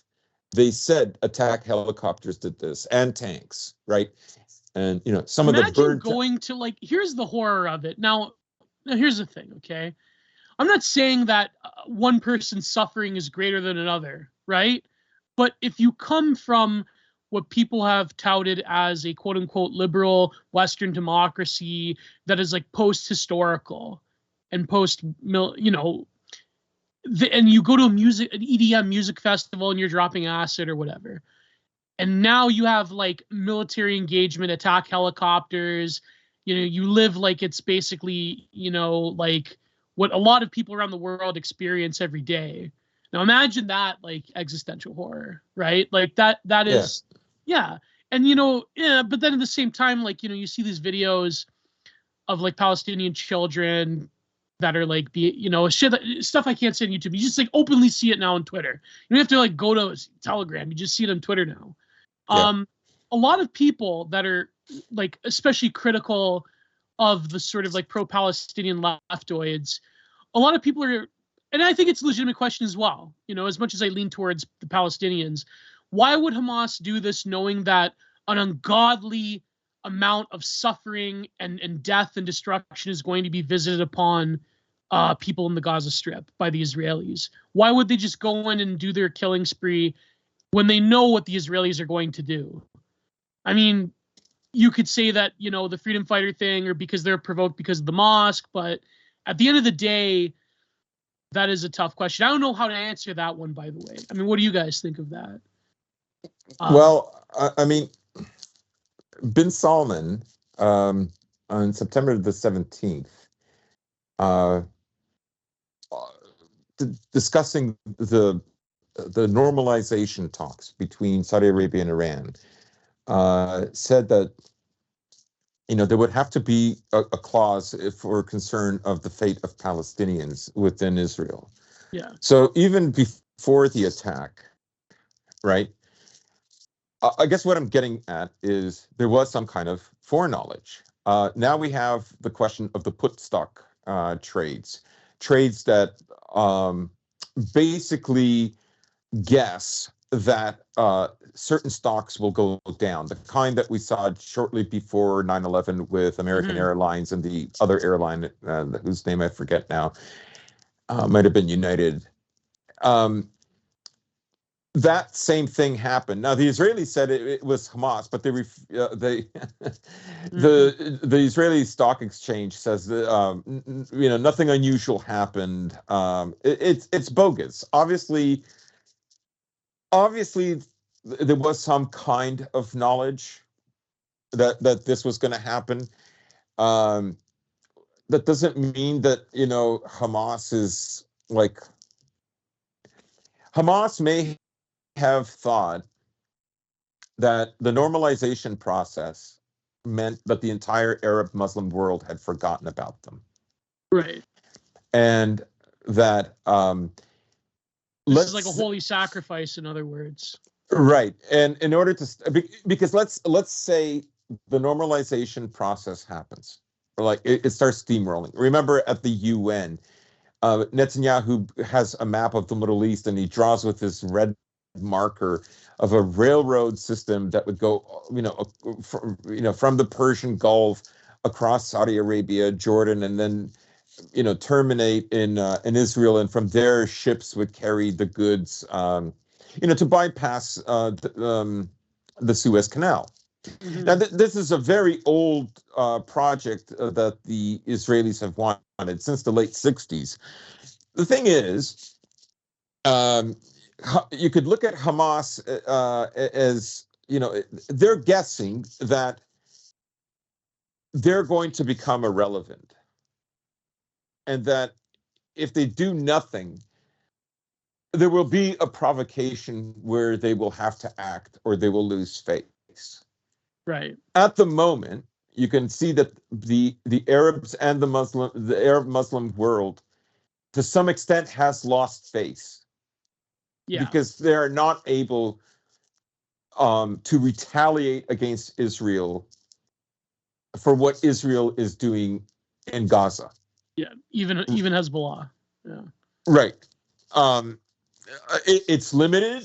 I mean, something like over 650,000 Israelis have left. This is a country of like only 8 or 9 million. Holy. And so, the villages around Gaza and the villages in the north that border Lebanon, they've been evacuated, including ones in the Golan Heights. I'm not saying they'll never return, but they're not going to return anytime soon. So you could say that Hamas knows that they're going to end up, in the dustbin of history. And it's not just their fate. It will be the fate of the Palestinians. They'll be a wandering people. Yeah. Yeah. So that they'll have nothing. Everything that was, guaranteed to them will be taken away. So there's that angle. The Israelis probably had foreknowledge. Now, they might have guessed that this would have been a smaller operation, right? Yeah. I don't know what the Israelis would have offered to Hamas or the Palestinian Authorities if we look at the angle of trying to develop those gas and oil reserves off the coast of Gaza. I don't know. But the one thing you can say for sure is that if the normalization process had continued, the Palestinians would have become irrelevant. And, they also have to act in the same way that, the Muslim Arab world has to act. Like when Palestinians are killed in the West Bank and their homes are bulldozed, or they're, the Bedouin Palestinians whose livestock is stolen by so-called, Israeli settlers. And when they, go to the Al-Aqsa Mosque and barge in, or that other mosque where that the Israeli lunatic killed like 29 people inside the mosque. The Jews go in there and like on Is he Shabbat. like worshipped there in Israel? Like Yeah. I don't know if he has a stamp or not, but like they go in just as he was an a New act of Yorker, if I recall. He was. So I remember like reading about this guy. What yeah, was his yeah. name? I forget his name, but Yeah. a disgusting individual. He doesn't need to be so named, put it that way. he doesn't need to be. So when that happens, like there's pressure on them to act as well, right? Yeah. And if it turns out that the end will be a total tragedy, then so be it. But what is in front of Palestinians would have been just this demoralization, and in fact, it would have been just a demoralization of the entire Muslim world, right? Because the Israelis will always go to try to stir up trouble by going to the Al-Aqsa Mosque. Yeah. If nothing is happening, they will do that in order to, because they have to have a casus belli to attack them, right? And that they know what will stir them, right? But then they also understand that they have to act, or else like it all falls apart. The entire identity falls apart. And then I don't know. In many ways,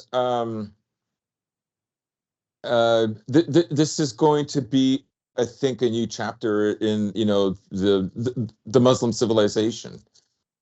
We'll see what either it will be a tragic one, a last ditch effort to reverse things, or it will be something else. Spengler said it was that the Muslim civilization, I forget exactly the reasoning for it, but I remember him saying that it never went through Reformation. Yeah. Or properly developed because of external pressures, blah, blah, blah, right? I'm not, of course, I'm not advocating this civilization. I'm just speaking from I guess from a neutral point of view. Yeah. I could say the same thing. I could say the same thing about any other civilization, right? Right. So I don't know. That's the way I see it. But it does look like the Israelis are winning, though. That's the thing. Not public opinion, but militarily. I mean, who knows what's going to happen next year?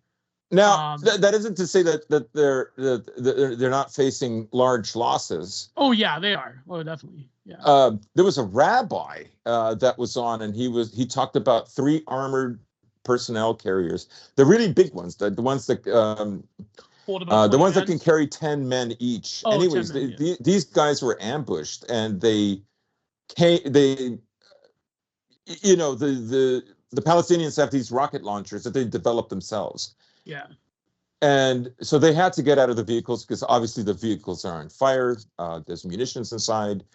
Wouldn't be like a tank. It wouldn't be as devastating, but you have to get out or you'll choke to death. Anyways, so they were cut down with machine gun fire. And then a former IDF chief, yesterday, his son, Eisenkot is his last name.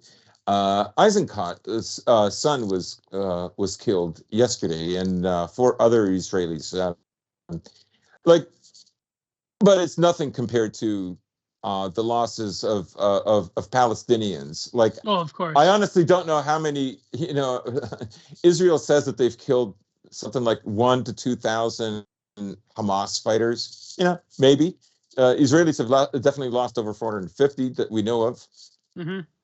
Including their Gaza division or squad or regiment or whatever they call it, that got wiped out the first day. And Israel right now is recycling the grievance porn. They're really going after this. Women were raped. We have to kill all of them because women were raped. The purity of the Jewish woman cannot be defiled. Yeah. They're really hammering that. Yeah. They really are. Oh, my brother said such a hilarious thing. He goes, oh God. Glenn Beck finally becomes an IDF soldier, but gets killed, and the Israelis will always honor him with stories of how He's boiling an excrement for eternity. Oh,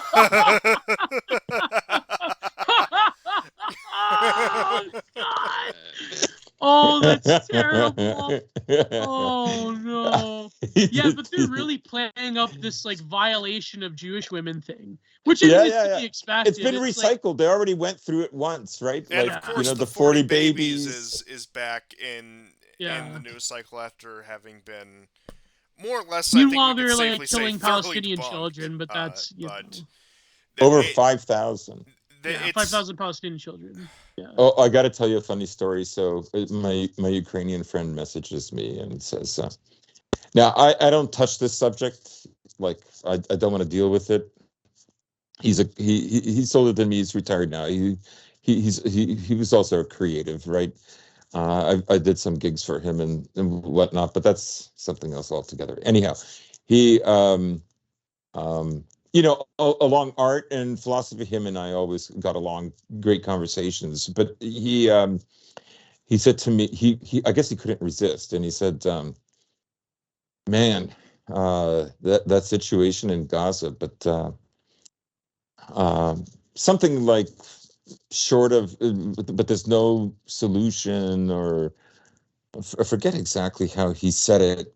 And I just thought, like, I don't want to deal with this with you because, but if you're gonna go there, yeah. So what did he say? Pure hell in Gaza. Gosh, as impossible to mend this mess. And all they said was, Gaza is unlike anything I've ever seen before. Because I know, like, I don't know, is he thinking like, what Putler is doing in Ukraine? Like, oh yeah. So I thought I'd say Gaza is unlike, and it's true. It is unlike anything I've certainly seen before. Yeah, like even in Ukraine, not a lot of children are dying. No, it's. Oh no, I should say spiritually, Ukrainian children are dying because the Russians have kidnapped 1 million Ukrainian children, and they're teaching them Russian in schools, and those children belong to Bandera. So like, spiritually, it's basically a cultural genocide. It's like a residential school system culture. Oh, I should say that. I'm kidding. I shouldn't fucking say that. But no, it's Bandera's crying. No, they're doing the whole like residential school thing, but only it's Ukrainian children getting taught Russian. But the Israelis are killing the children. That's way more of an honorable end than having children be provided for in Russia, but they have to learn Russian. Which, I mean, most of those children learn Russian anyways, because they're genetically similar to, and they have relatives in Russia. And wait, how is this the residential school system? It's not like you know what was my favorite was, I guarantee most of those children probably have relatives in Russia. Most Ukrainians have fucking relatives in Russia.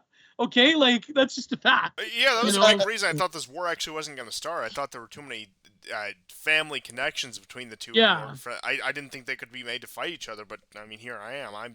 That's an awkward Christmas dinner conversation. Yeah. My favorite was the Guardian last year ran a story about how a father went back and got his children from Russia. It's like, okay, so did they throw him in prison for attempting? No. Like, what did they do? They said, oh, here are your kids. You came back for them. I mean, like, America literally took in thousands of orphans and children during Vietnam. Yeah. I mean, this is why war is so horrible. Yeah. But it's just a fact of war. It's not like America isn't guilty of the same thing, or any number of other nations. But what was so hilarious that and just showed how unself-aware even the Guardian is the story had a picture of the father with the two children on Red Square with St. Basil's behind him. It's like, wow, this guy, he visits the horrible tyrant-run Russia, and he still has time to go to Red Square and take tourist photos. Like no, but you got to understand. There's this a is it. commissar. This is the big kidnapping of children. Like, what would you rather have them do? Die? Like, there's a commissar with a Kalashnikov behind him, right? In the Yeah, photo? yeah. No, like pointing it to his face. Yeah, that's true, right? Smile. What else? Yeah. It's so ridiculous. Oh, Jesus Christ. No, but like that's what I mean. Like, they can't accuse the Russians of genociding Ukrainian children, but they can accuse them of like some weirdo, like colonialist cultural genocide thing by teaching them Russian, even though Ukrainian I mean, they've been doing is that like to a Russian-speaking derivative. children for years in Ukraine. So whatever. Yeah, I mean, aren't a lot of children like duolingual? What do they call are it? like in Zaporozhia, 46% of the kids do their schoolwork in Ukrainian. They're allowed to. They're allowed to grandma in Russia to do everything in Ukrainian if they want to. Like, nobody is barred for, and you can see almost half of them, like, literally do their courses in Ukrainian. Purely anecdotally speaking, now this person, a few years older than me, who I was talking about this, ethnic Russian, lives in Russia now, as far as I know. Haven't talked to this person in a little bit, but grew up in the eastern parts of Ukraine and said that in school it was Russian and Ukrainian, and I think we're talking like Donbas area. I mean, if I recall correctly, I guess I haven't spoken to this individual in quite a while. Sort of went off the grid, off the radar, as tend to happen with people online. But that was the general experience in pre-Maidan Ukraine. It was just accepted that a large chunk of the country was ethnic Russian. They spoke both languages. They primarily spoke Russian. I mean, you even have Poroshenko and several other quote-unquote Ukrainian nationalist politicians talking about how they were learning Ukrainian while they were in office. You have Poroshenko's son abroad in London calling himself a Russian. This is the level at which is at. And once again, this is also something we talked about on the show. It's very easy for these people who live, especially in what is today the gray zone on the front in Ukraine, and these people in Donbas, these people in Zaporizhia, Kherson, etc. If the Ukrainians have the upper hand in 1991, they're Ukrainians. 20 years before that, they were Russians. Today, they're Russians. It just depending on whichever side tends to be dominant at that time, they accept the status quo that the idea of being a Ukrainian and a Russian is very fluid depending on whatever's most expedient. And I'm not saying that to even denigrate these people. That's just the way it is, and that's not the only place in the world where those kind of rules apply. But once again, the idea that this is some great cultural divide that Putin, in his dastardly scheming in the Kremlin, decides to take these children away from an active combat zone, away from an active war zone where shells may fall on them and all sorts of unspeakable things may happen, both intentionally and unintentionally. That warrants an arrest warrant from the International Criminal Court. It's ridiculous, and I think I don't need to tell you guys, I don't need to tell the audience, but once again, we all know what the game is here. No, I heard some like crazy theories by leftoids and NAFO people that these children are part of like a Ukrainian erasure selective breeding program or whatever, where they're like, they're like indoctrinating the Ukrainian out of them, and that constitutes genocide. And it's like this really like obsessive libtarded narrative about like cultural genocide, and like they're gonna like it's really just whenever I hear it, I always like have a laugh. Like, well, do you prefer those kids to be like in Gaza where they're dying? Like, do you prefer Ukrainian children to just be shelled mercilessly? Like, it's like, what do you want, right? Like, is that, you know what I mean? Because in a way, like, dead Ukrainian children would actually prove the ideological point of like libtarded people in the West when it comes to Russia. So it's like, you know what I mean? It's like a proof of concept for them in a very, very fucked up way. And I had another question. Now that we're talking about Ukraine, the political future of Ukraine.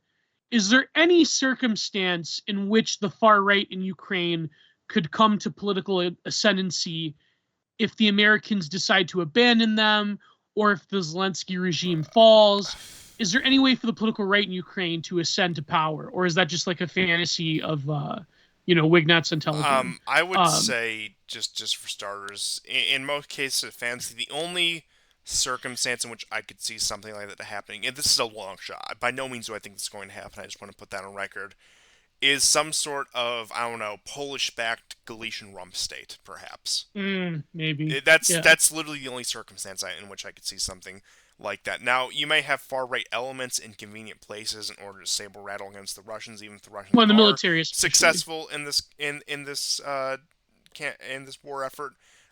Even if you do have that rump state Ukraine, even if you do have, let's just say, be a little more generous, if the conflict were to freeze and peace treaties would be signed along the battle lines tomorrow, yeah, you would still have some elements of the far right in Ukraine just to be that bulwark against Russia. But in terms of them actually taking control, that is so much of a long shot where it's I'm not going to say it's impossible because it's not. We've backed far less desirable people, far less savory people, so to speak. But in terms of where the American empire is going and where our interests are, both in terms of moral narrative and in terms of raw interest, like I said, I would say it's upwards of 90% that's not going to happen. But like, would a Western-backed regime more or less take over when Zelensky goes? Not if, but when. Once again, I think that really depends on whatever is hammered out both on the battlefield and diplomatically between the Russians and the Ukrainians, because you look at the 2022 agreement from April, and it, as a gross simplification, barring Crimea, it was a return to the pre-Maidan status quo. Ukraine as this neutral party between the West and Russia. There would be joint security agreements in order to have guarantees for Ukraine between the West and Russia. I think at this point, with how far the war has escalated, both in terms of what has actually happened in terms of narrative, certain bridges have been burned between, plenty of bridges have been burned between West and Russia where that won't happen. And at that point, I think it's safe to say, if there's any negotiated peace, which I think eventually there will have to be, it will be negotiated on Russian terms, and it will be because the West simply either has no more desire to or no more ability to support Ukraine, perhaps some mix of the two. I could see the Russians pushing for somewhat what they were actually pushing for before the war, which is a more decentralized Ukraine, a weaker regime out of Kiev, where even if the quote-unquote pro-Russians aren't in power, any power the president of Ukraine, his cabinet, whoever would hold, wouldn't be enough to affect the situation to the point where it got in the Maidan in 2013, 2014. That's the general outlook I see for Ukraine's political future, assuming things continue on the current trajectory. Perhaps we could get that rump Galician state as part of NATO. Once again, I'm just speaking, painting with very broad brushstrokes here. I'm not saying these things for certainty, but once again, I do think because of the situation the West has put itself in and the situation that Russia is in, unless you have NATO willing to commit to a literal world war, it's going to be some sort of weakened, decentralized, neutral state. In some ways, setting it back to the pre-Maidan status quo with a few more safeguards. Now, the third option being like a tacitly pro-Russian government, that probably would never happen either. I guess it would be so beaten down that it might as well just be a pro-Russian government. I think that's where it's going. Like, for example, you're not going to get some guy like Medvedchuk to return to Ukraine in order to govern the country, but because in terms of pro-Russian, I think at this point, I could be proven wrong. Russia is going to work, whether by sword or by diplomacy, by treaty, to integrate the quote-unquote pro-Russian parts of Ukraine into Russia proper. Yeah. And that's what I mean. I think I don't want to, I want to say black pill because a lot of these types are unsavory characters. Yeah, I don't. But in terms of like their perspective, I don't want to black pill. But things don't look very good for the Ukrainian far right. They've made so many sacrifices, and yes, a lot of them are terrible people that have committed war crimes. But things in the long term,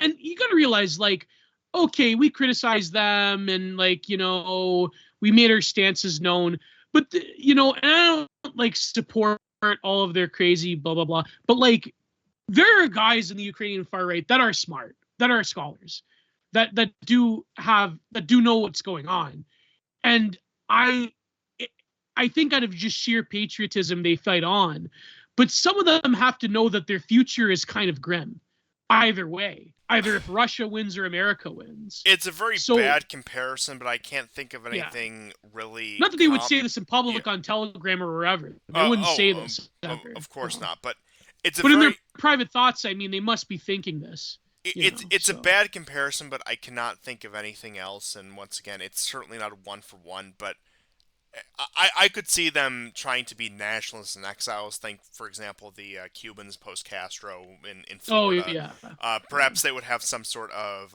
parallel organization in Poland and whatever Western country they may have set up shop. And I mean, you already see this to a certain degree. You actually saw some of this during the Cold War, where a lot of the Ukrainian diaspora, while they certainly, in terms of ethnic diaspora lobbies, are nowhere near the most powerful, far from, they still have somewhat of a voice. They still had somewhat of a voice. Outside of Canada. Yeah, I mean, as somebody in the, once again, not to dox too much, Northern Ohio, general Cleveland area, yeah, there is a little bit of that there, not too much. I mean, but keep in mind, Kolomoisky was set up in Cleveland for a number of years after the Maidan, so... yeah, that influence does exist a little bit there, but yeah, certainly Canada. Gee, how could we forget about that? But yeah, speaking along those lines, I mean, perhaps like a diaspora movement where they just lobby foreign governments and try to appeal to them in terms to get a better deal for Ukraine. But I would say much like other, and I don't mean this term disparagingly as much as it may sound like this. A lot of these upstart nationalist movements that have their roots in the 19th and 20th centuries, the Ukrainians included, at a certain point, it is appealing to the great powers in order to get yourself a better hand. And once again, I mean that's what they tried doing. That's what this entire war was about. They certainly played the hand that they got there. But at this point, from the 19th century onward, when these seeds were really planted, and who knows what the world will look like 100, 200 years from now. I think it's a little bit beyond our scope when it comes to speculation about this kind of stuff. Oh, yeah. But I mean, like, if they were exiled, though, if they set up shop in the West, I mean, that's kind of a hard sell considering they're, like, very unoptical. Like, the West can't lie about them forever being Nazis. So it's like, you know what I mean? Like, it's going to be a hard sell. But we have entertained bigger contradictions before, and I mean, they could also get marching orders saying tone it down. You can still believe this stuff. You can still have these goals. Just tone it down. Yeah, but once again, so they would be that necessary wedge against the Russians. They would be that constant voice of agitation against the Russians. And once again, I'm sure I don't need to tell the Canadians here that they would be able to kvetch the government enough in order to get them to enact even just a slightly more anti-Russia policy than they would have otherwise. Yeah. Well, I mean, in Canada, they're going to put the Holodomor into the curriculum, but they're going to blame it on the Russians and not the Soviets, right? Oh, my grandfather. Even the Soviets executed people that they thought were guilty of it, and so on. Oh, absolutely. Yeah, and they're never going to go into like the demographics of who committed the Holodomor either. So it's right. My grandfather, who lived under Poland, starved to death under Stalin. Well, can you imagine Chrystia Freeland like going into the history of the Holodomor on Parliament Hill and never mind, that's a bridge too far. I should say no more. But yeah, it's very funny. It's sort of like the Russians. It's like, communism gets an exception, but like, now it's like the Russians. Like, oh my god, like it's fuck. Like it's good that they're honoring the Holodomor. It's just that they have to have like again another like libtarded version of the Holodomor. Like it's fascinating. I mean, like I still contend that Ukrainians and Americans are fighting two different wars. Yeah, but the Ukrainians aren't aware of it. Yeah. You see this a lot more with NAFO types, Jihad Julian, like they're all now complaining. Why were they given so few resources? How could they give them, 30 Abrams instead of like 150? What are they supposed to do with 30? And here's what's hilarious about the Abrams, by the way, is that Lloyd Austin has said, we'll give you 4 Leopard 1 tanks if you give us back 1 Abrams tank. Oh, God. So the Americans don't want them to fight with them because it's going to be bad PR. Yeah. Right. The British are not going to give them any more Challengers. Germany and France now have both said that they're going to reduce the amount of money they contribute to the peace fund. The peace fund is literally the war fund for Ukraine, but they call it the peace fund. They call it, I kid you not, it's called the peace fund. Whoa. But, I guess I would say that here's the American strategy, right? They know they're years away from having the kind of military manufacturing potential to go for like a larger war, and they would have to completely reorientate the society. I think they're still working on a narrative, and there's conflicts because that narrative, I think you could suppose that Trump could fit that, right? Trump could convince white boys to go and fight. Trump would have to be modified. The message would have to be modified. They would have to get him, like they would have to depend on his narcissism in order for him to like turn on Russia. Not that I ever thought he was very pro-Russian, but that's the you can find examples that kind of prove and disprove that. Yeah. We don't have to go through all of them. Well, they got him the election in 2016, so yeah, that's right. I mean, that's the acceptable fortification theory on YouTube. But you can see there's still enormous resistance, and very powerful people still resist him. And again, this will be like they will try to create a political ideology that will try to accommodate the left and the right. Yeah, right? Which is impossible. And at the same time, maintain the high status of Jewish Americans in either of those political divides. And so, but I would say so far, for now, the Russian public doesn't seem to want the war to end until they make more gains. That could change, but at the moment, I think, I wouldn't call them maximal gains, but they would be happy with, Putin doing more. Now, there's all kinds of ridiculous stories, and I was sad to see Seymour Hersh published this ridiculous story about Gerasimov meeting with, I don't think it was Solution, it was somebody else. Sersky. Yeah, like as if those two would. It's so patently stupid. What would they talk to each other for? First of all, according to the Ukrainian constitution, you cannot have peace talks with Russia. Second of all, it wouldn't be generals who would be doing this. It's absurd. I mean, just imagine Putin sending anybody but Lavrov in a situation of that high priority. It's unthinkable. Yeah. It's unthinkable. Gerasimov isn't even that good of a talker. Like, he's more of a technician guy. Like, he's not. Like, I would say the story was planted by whatever side wants to get rid of Zelensky, maybe. Like, one angle is, Ukraine is not going to get the money in time. I'll say that, not instead of Ukraine is not going to get the money. I mean, remember last year when the Pentagon discovered all these billions of dollars they didn't know? They'll get the money when it probably doesn't matter, when Russia does a huge offensive. Yeah, it's possible. It's possible. Like, I see the efforts of some American politicians that definitely want an election to take place next year.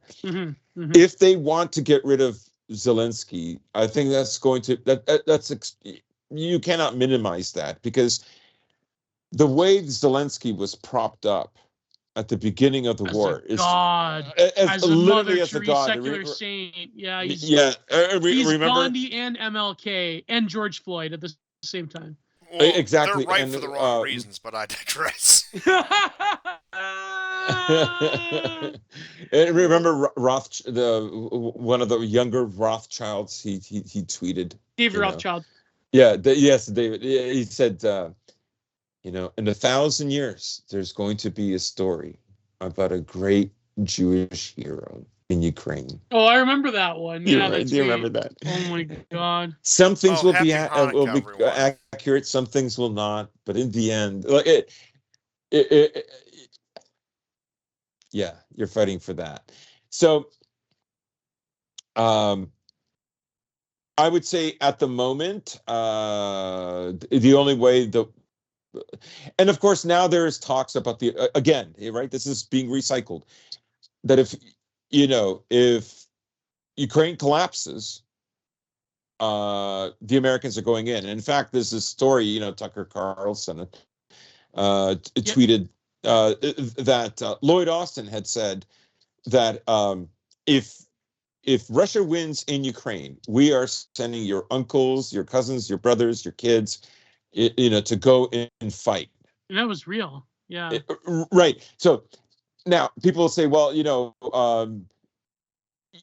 can't really prove that. It's based on, somebody that was at the meeting, blah, blah, blah. But Lloyd Austin has said as much without the threat component, right? That if Ukraine loses, the chances of America going in will increase.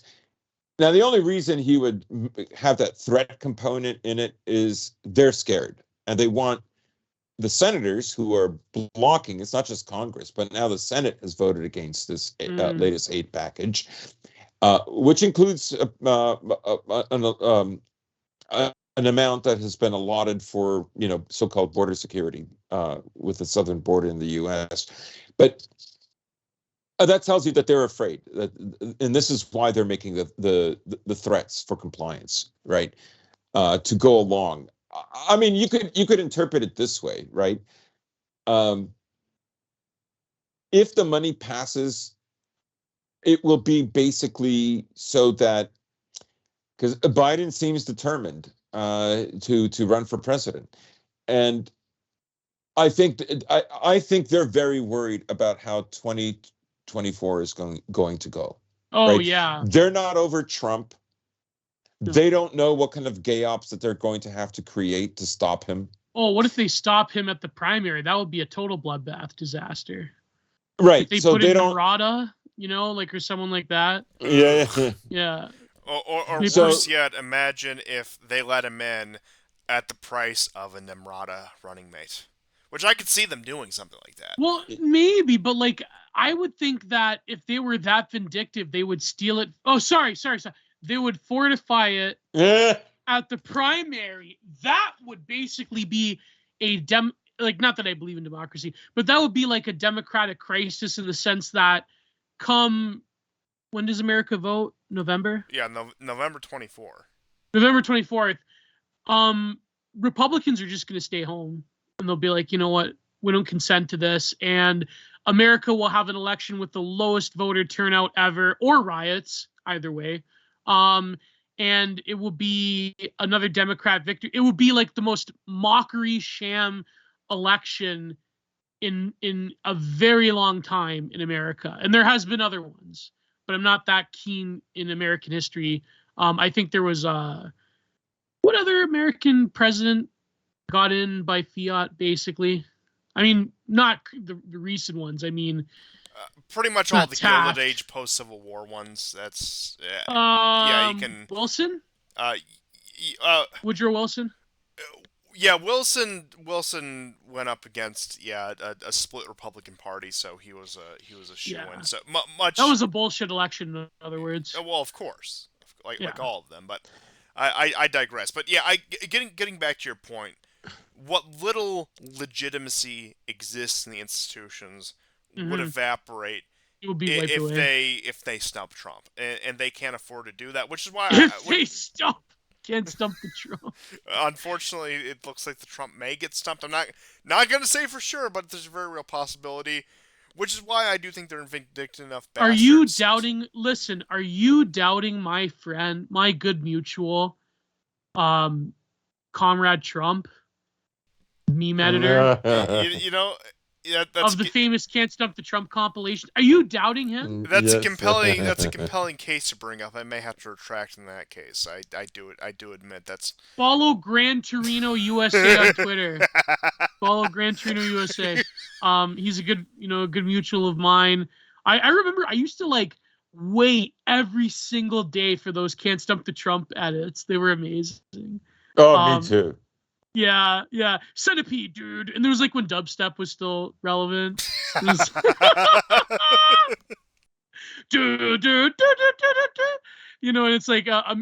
free. What was the one quote that Trump had where he's like, America first will be our credo.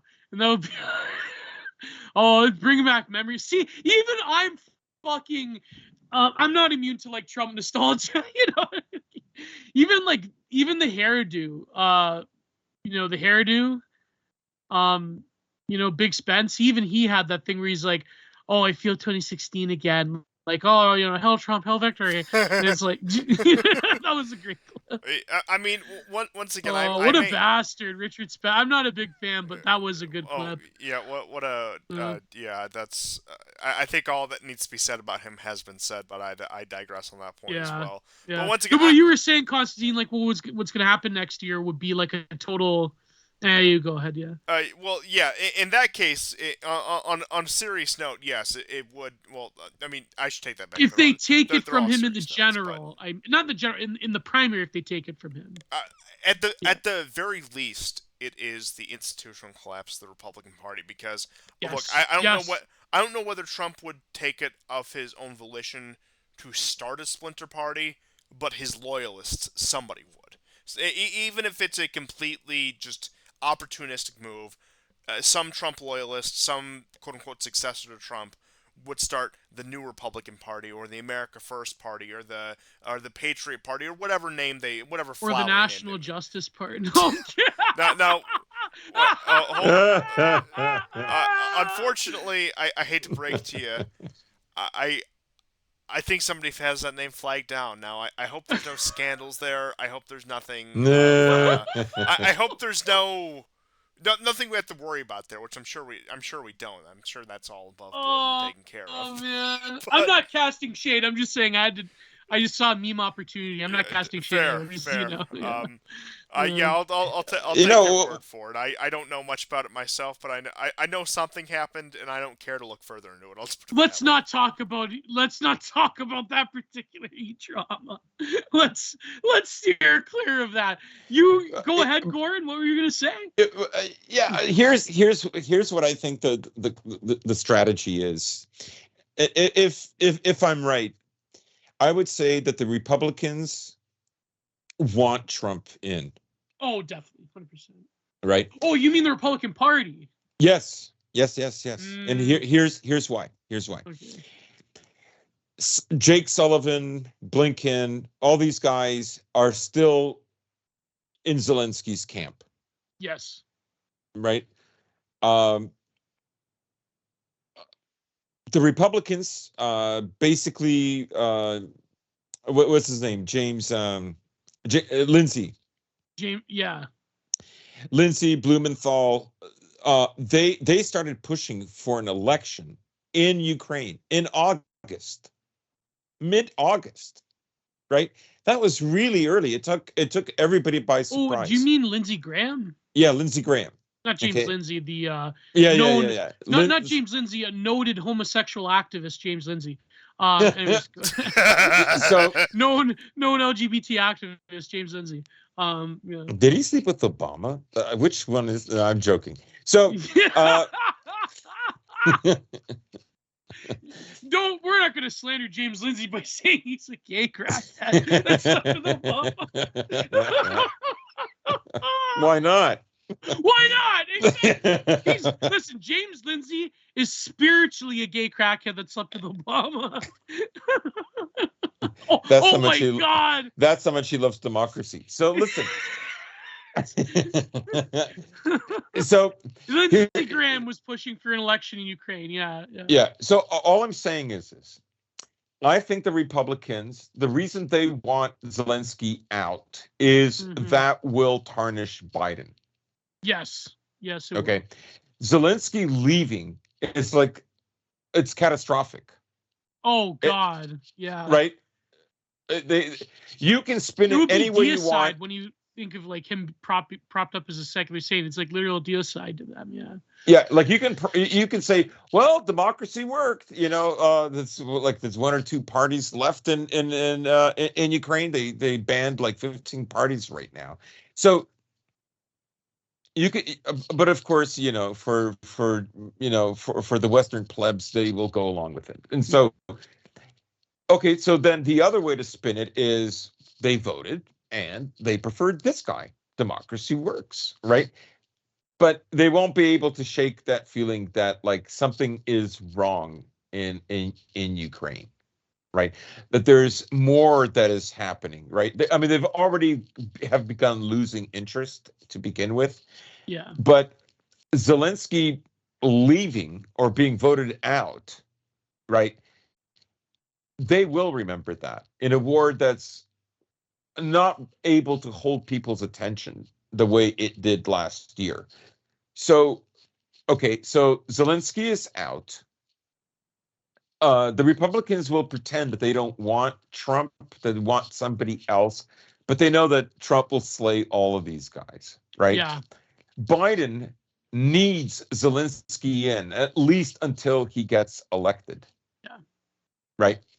And like I say, part of the reason that they want this money for them, which is 60 billion, which is roughly 55 billion less than what they got the year before. That would be enough to tie them over until the election, right? I do not believe that the Americans are, ready to go into Ukraine. I think what they want is this war to go on for a long time, and they will gradually build up. Finland said that they're going to start producing shells. For just to give one example, in recent days, so they need a kind of a preparation where for the military industry, and that in and of itself will show that they're kind of in control of the situation. They want this war to go like Syria. Now, given Yeah. Russia, given its resources, that's a much harder sell. But they want it to be that slow-burning, resource-draining, resource-denying conflict that is a perpetual thorn in Russia's side, similar to what we have in Syria right now, with one-third of the country occupied, with other insurgent cells in eastern Syria. And they're willing to settle for that, even if it's war now, ceasefire. They're willing to settle for that, so long it is a perpetual thorn in Russia's side. Even if it's not the full intensity conflict that we have right now, they want it to be something that is always on Russia's mind, always on the Kremlin's mind, always an unresolved situation. At the very least, they want this situation to remain unresolved so long. Right. And like I would actually argue that they would prefer that over a full Ukrainian victory, because it keeps Russia on its back. Because I think they've come to the conclusion that barring nukes, they're not going to collapse Russia. So they want to keep Russia on its back, but they want to keep Russia in a reactive rather than a proactive position, and that's just the way to do it. Yeah. Now, the only thing that can go terribly wrong is that Ukraine just gives up. Ukraine just can't keep fighting. Well, that's what I mean. Obviously, there's articles that they're running out of men. Pardon me? Well, it would be different than what the Americans did with the Mujahideen in Afghanistan. That was essentially the strategy as well, just to keep them occupied forever. And they did manage to keep them occupied for 10 years. And, all those Russian conscripts came back half dead or addicted to heroin. So, I mean, I guess that's what they want again. They're like doing a Afghanistan play. But yeah, sorry to cut you off. Yeah. No, that's okay. So I think that's their strategy. but like I say, I think for they won't say it, but I think a lot of American elites already look at the situation and say, "We've won. We've taken Europe. Europe economically is irrelevant now. You know, the EU had a bigger economy than America in 2008. Um, there's not going to be any integration. You can understand why America had to do this from Mhm. a self-preservational point of view. 2008 was also the year at the Budapest conference, the NATO conference in Budapest, right, where they announced that they're going to put Ukraine in NATO, right? That was the beginning of it. And then you have Crimea. 2013, 2013 August, Xi Jinping announces One Belt, One Road in Kazakhstan, of all places. And then 4 months later, in November, the protests in Maidan begin, right? So from 2008 to 2013, in 5 years, America already is developing a plan how to impoverish Europe and make sure that there is no integration between Europe and Asia, right? Because that would make America irrelevant, right? Or I mean, America would have a relevance that would be on a north-south axis in North and South America, and the east-west axis between Europe and far eastern Asia would be very dominant. It would be very strong, and America couldn't have that. And this is what I mean, that there's already a lot of success there. Um, the you know like America is not paying the price that Europe is, but America is paying a price itself. It's not as healthy as it was in the 80s, for instance, right? I do have an interesting tweet now that we're not a tweet. Well, I mean it's a screen cap of a tweet. Let me send it to you because it is kind of topical, all things considered. Uh, Ponomarenko, Ilya Ponomarenko. Oh my God, what an idiot! Just look at this. Oh no, This this this one. this encapsulates everything I'm talking about. Mm.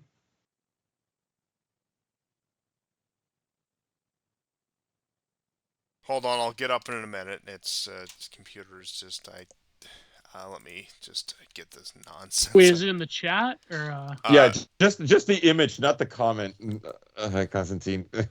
I'll okay. send you just the image. Yeah, hold on.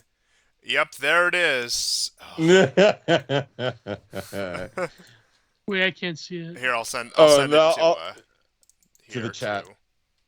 Uh, But yes, this is what I have on screen right now from Grandpa Ronald, please get back. Oh my God. you know, Grandpa Ronald, please get back here. I don't want to get too much in depth in this because I don't want to give this guy the satisfaction of Who discussing is this this. guy? Some Ukraine show that's been around since before the war. It's an Oh insufferable guy, wow. you know, the type. But I was He's actually like the Druvidson. What's his name? uh yeah I debated that guy. yeah, I know who you're talking Oh about. really? I just can't Unfollow the remember. rules. What's his name? Druvidson.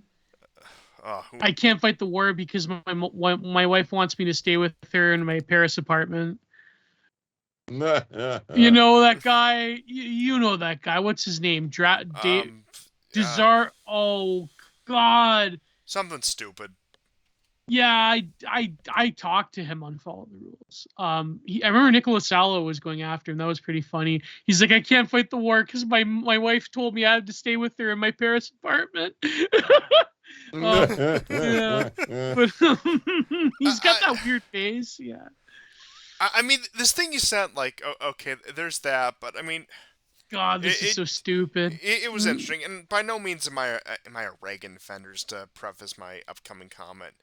But you look at a lot of what he said post collapse of the Soviet Union. Now, whether he actually believed it or whether it was rhetoric or not, and I think you see this more so with somebody like Nixon, for example, of the idea that we should let pragmatism prevail now that the Soviet Union's collapsed instead of just pushing this to its logical conclusion, which we're clearly doing right now. And once again, you have to love the mythology that these people buy into, and the fact that even they fall victim Boomer to truth. the Reagan worship, and it's I I don't know what more else to say than just looking at this absurd image.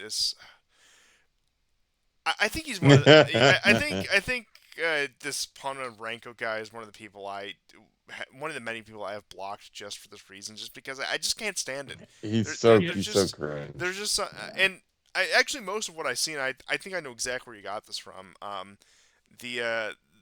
The guy on Telegram, like Levy or whatever his name is. Yeah, Levy is hilarious. Yeah, he has a lot of good stuff. I would recommend his Telegram channel if you want to see more of this nonsense, because that's the channels under which I see most of this kind of stuff nowadays. Because just on terms of Twitter, I have blocked out so much of the stuff that Oh yeah. it just filters through on the Telegram now. But yeah, that was. Thank you for sharing that. That was good to see. That was great. I think it gets the point across of the world these people are stuck in, and we're in for more of this rhetoric. There's really no end in sight for any of this, and as much as I would, and I suppose Kissinger's death, love him or hate him, is once again very emblematic of this.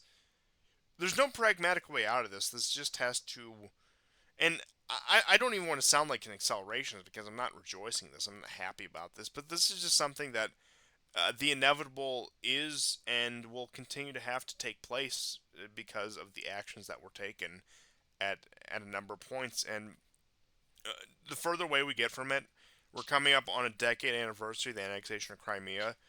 2014 was really the point of no return on both sides. There was really no more diplomatic solution to this, and that getting back to what you were saying about how every war has to be this very eschatological thing.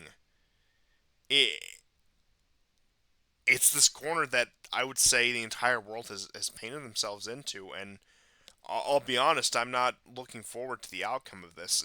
Now, I suppose you could say there's some faint hope that, perhaps it's just more of an aspiration than actual belief that will happen, but I really would like to think that there is some pragmatism to still be left, something that can still smooth this over and create a lasting. They want a once and for all. Oh, absolutely. That's the rhetoric. Yeah, 100%.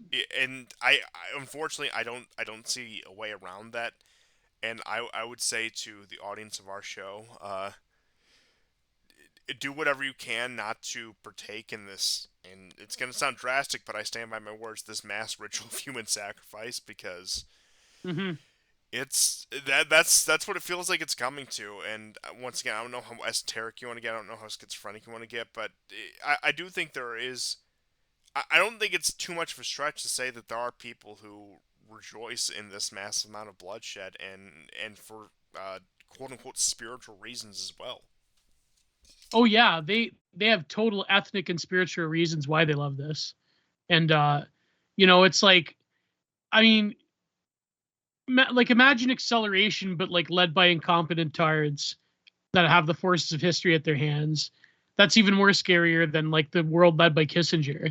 You know what I mean? Like it's, I think like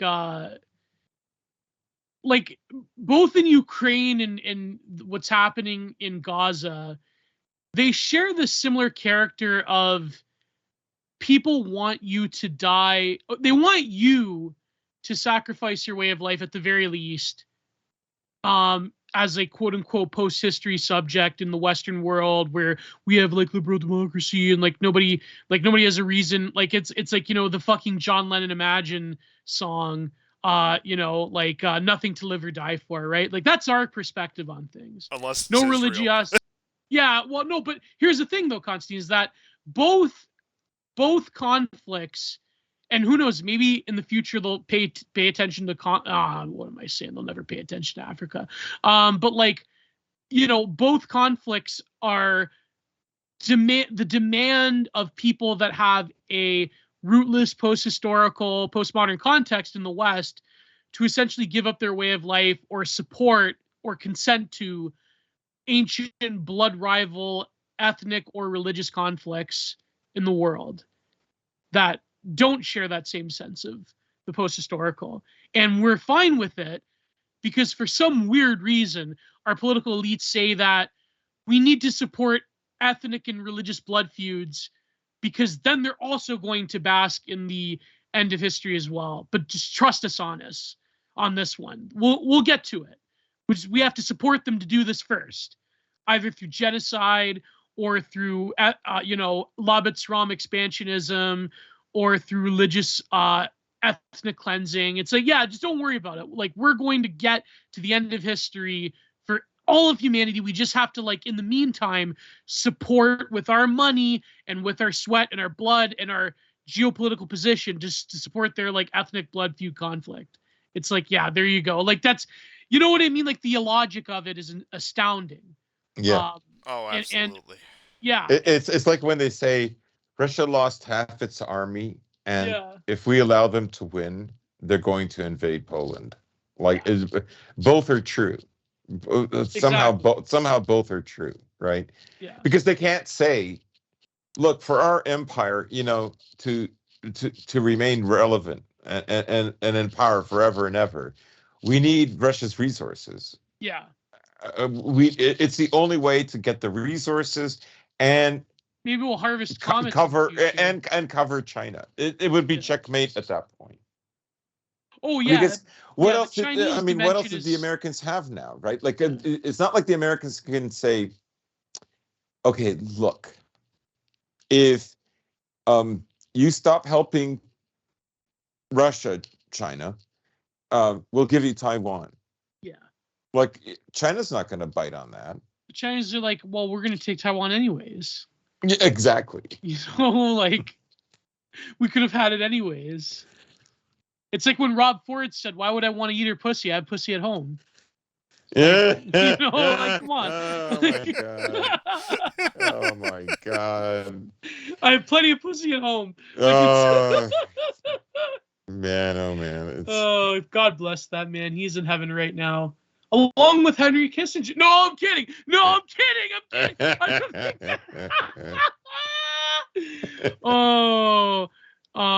But I do think that Henry Kissinger has a greater chance of being in heaven than Matt Kreisman. Anyways, they're probably not both going to heaven, but I totally just said that. I can't believe I just said that Henry Kissinger has a better chance of making it through St. Peter's gates than Matt Kreisman.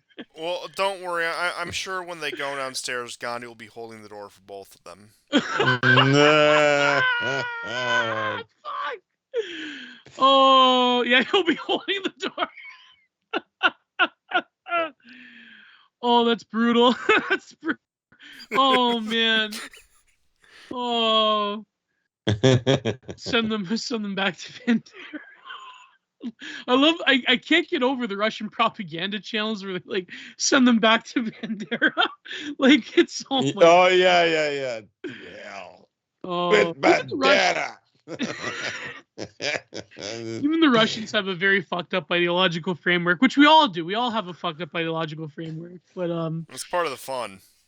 Yeah, that's what I mean. Like, it's just, I feel like we're entering very interesting times in the 2020s, and I mean, it almost feels like I remember when I was a kid, and it almost feels like the reverse image of the optimism and the sort of like the aesthetics of utopia that 1999 represented. Now it's like the opposite. It's like people feel the black pill, but it's just we can't articulate it. It's like, think of the past. So we're 3 years into the 2020s, right? We're 3 years into it, and look at all the shit that's happened, right? Like, just look, like more things have happened in 3 years than maybe the previous 15. But I have it on good authority that nothing has happened. But nothing happens. No, but it's true though. But nothing happened because we're so accustomed to it that we have the feeling that there's no gravity to anything, that nothing happens, and so it's a very weird. It's a very weird feeling that can only be described in the language of the metaphysical, in terms of our, with our intersection of information and media and embodiment and the internet age, it's just that there's so many forces that go into it. But at the same time, like, you know, things that are happening in this decade for some reason will reverberate into the next few decades, at least, if not the next. Oh yeah, for sure.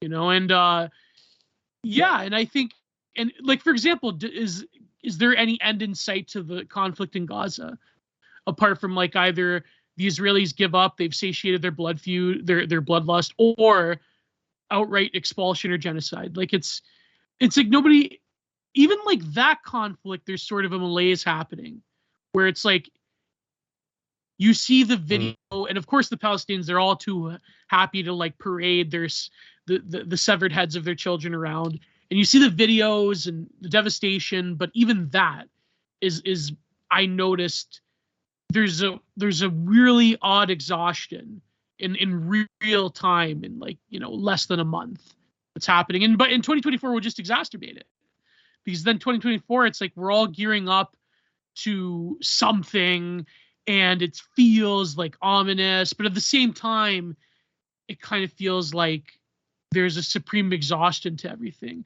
You know, my good friend Matthew Stout today, he tweeted, if you had to pick a year where you just turn your eyes away from what things are happening and on the internet, 2024 would be probably the year for you. Just ignore. Like, it's like, and it's impossible to ignore, but like it almost feels that way. It's like we're gearing up for something, but it's like we don't want it. You know, it's distasteful. This, you know, and it's like as it dawns on us in less than a month, you know what I mean? It's like people are just, yeah. I don't know how to describe it. There's an ennui to everything now. It's like, oh, 2024 is going to be significant because the past 3 years have been significant with the 2020s. But it's like we don't want it to be significant. It's like we you know, it's like we're cursed to live in interesting times, as the Chinese say. You know, it's like we don't want it. You know, it's like when Trump said that you know, it's like we're gonna win so hard, we're gonna be tired of winning. You say, please, no more winning. We're gonna win some more. It's like, you know, you know, it's like nothing's gonna happen, and we're gonna have so many nothing happenings. We're gonna say, please, no more nothing happening. But then nothing happens. But then, you know, even more nothing happens. So, you know. Yeah, it sounds about right. And yeah, it's cursed to live in interesting times. Yeah, I've heard it before, but it resonates more every time, especially when you come on, Gio. You have a way of just making it feel all the more real. It's a real gift you have, and thank you. You should pursue it further. Oh, definitely. Once again, I'm gonna preempt myself because I'm gonna say. Well, when my book comes out next year, definitely we'll have a lot of mistakes. I was actually just about to say this. I'm gonna preempt myself because I know I'll say it at the end of the show, as I always do. Give this man your money. Because I don't e-beg. I don't even have any the infrastructure for that. I'm a bit too paranoid to, you know, have any potential stuff like that. So in lieu of supporting yours truly, give this man your money. Well, you'll be able to buy my book next year. So there you go. Let's talk about finally the most important story of this whole month. Really, go on, please. Taylor Swift winning. Is this what total Aryan victory looks like? Total Aryan. Thank you, Constantine. Total Aryan victory. I don't. Why did, like, out of all the female pop stars, why didn't they give it to Madonna or like someone that came before it? Why Taylor Swift? I don't understand. It's just I'll never understand these things. I'm in touch with the Q boomers. Well, not directly, but I like to follow what they say. And they chalk it up to ritualism from the Illuminati, and I'm inclined to believe them. Yeah. Listen. Taylor Swift hated Christ account. Taylor Swift loves Christ account. Taylor Swift is indifferent to Christ account. We need this. So Taylor's. Oh my God, things I'll never be interested in. You know what's funny? Because our good friend RFH, she was arguing that Taylor Swift is actually a secret trad, but just like trad chuds don't like get it. Oh yeah, sure. No, but like, isn't she like a libtard? I don't like she had to lib out. She got the call. She had They're to do all like the gay rights. libtards. Yeah, they're all libtards, but like it's. I'm still on the whole Illuminati Freemason black eye thing. That's you're Yeah. not going to budge me up in that position. I don't care what you have to say. I don't care what anyone has to say. Frankly, not directed towards either of you. But look, it's all ritualism. It's all backdoor deals. There was some, let's just say, certain thing of goyim of a certain age that were able to, use it in a process to make a certain bread to make this happen. That's as much as I can say. Oh God. Let me see how much further I can push this. I do not endorse that take. No, but like, I'll let you. Why off Taylor on that Swift one, though? but- Like think of all the female pop stars. Like Madonna would be the obvious, even though she's like a gremlin now. But like, like a few years, like 20 years ago, like you'd figure Madonna would be a good choice. But it's like, why her? Why is Taylor Swift that popular? I think it just goes to show, and once again, just how stupid the masses are. It's just that's just what it is. It's in my all serious boring opinion. Moving on, Illuminati black guys. As much as I'd love to talk, go down the Q rabbit hole. I don't think it's gonna happen. Too much. But Well, I when you think honestly of it though, I honestly think it's just the fact that they're just appealing to the stupid masses, and this is what people like to see. This is what they love to see. Oh wow, and it is kind of like she's just like me thing for millions of Americans. well, no, I think also too is because the figures that are in terms of just sheer importance, whether you like them or not, that have really moved and shaked things this year are just too unsavory for the regime to highlight. Yes, I think that's a Yeah. yes. Like Putin and Netanyahu, really, for different reasons. They just like you can't make Bibi Netanyahu the fucking Times Person of the Year. They already made Zelensky. They made Zelensky. They literally could with Hitler, but not him. Yeah, exactly. Oh my God. Literally worse than Hitler. Literally worse than Hitler. Well, like it was a different time magazine back in the 20s and 30s, but no, but like they can't make Putler the head of Times Mag because like, really you could argue he's probably in a row. Yeah. Probably you could argue he's probably one of the most important people this year. Biden, not really. They should have given it to Prigozhin. I'm sorry. They should have given it to Prigozhin. Maybe they could. Yeah. If he succeeded, they probably would have. But no. But like, think of it. Like they gave it to Zelensky last year, did they not? Yes. Yeah. So it's like they're running out of options. So fuck it, Taylor Swift. No, I mean, we've missed it. The real candidate, my person of the year, is Arestovich. Arestovich, of course. Yeah, I love it. Yeah. Where that's 2030. That's 2030. Trust the plan. When he's running Ukraine with the sarcastic. Arestovich defeats Agenda 2030. I can't wait for it. Yeah. They should have made. He said some pretty interesting things recently. What do you say? Well, he said the struggle obviously is between globalists and pragmatists, and we've chosen the wrong side. Whoa! Wow, that's crazy. The other thing is that in an interview that it was, I don't know if it was today. It's recent, but I found it today. He's talking to this guy, same guy. He said what I just said earlier. He said, Ukrainian leaders have to be realistic. This idea that they're going to win and go back to 1991 borders is absurd. Yeah. He said, what we need to hope for is a peace now and not another February 2022. So, I think he is vying for the presidency, but he has to be kind of okay. He's got to be kind of really stupid. The reason I say that is because Lindsey Graham does not want Arestovich as president of Ukraine. Neither does any American politician, obviously, right?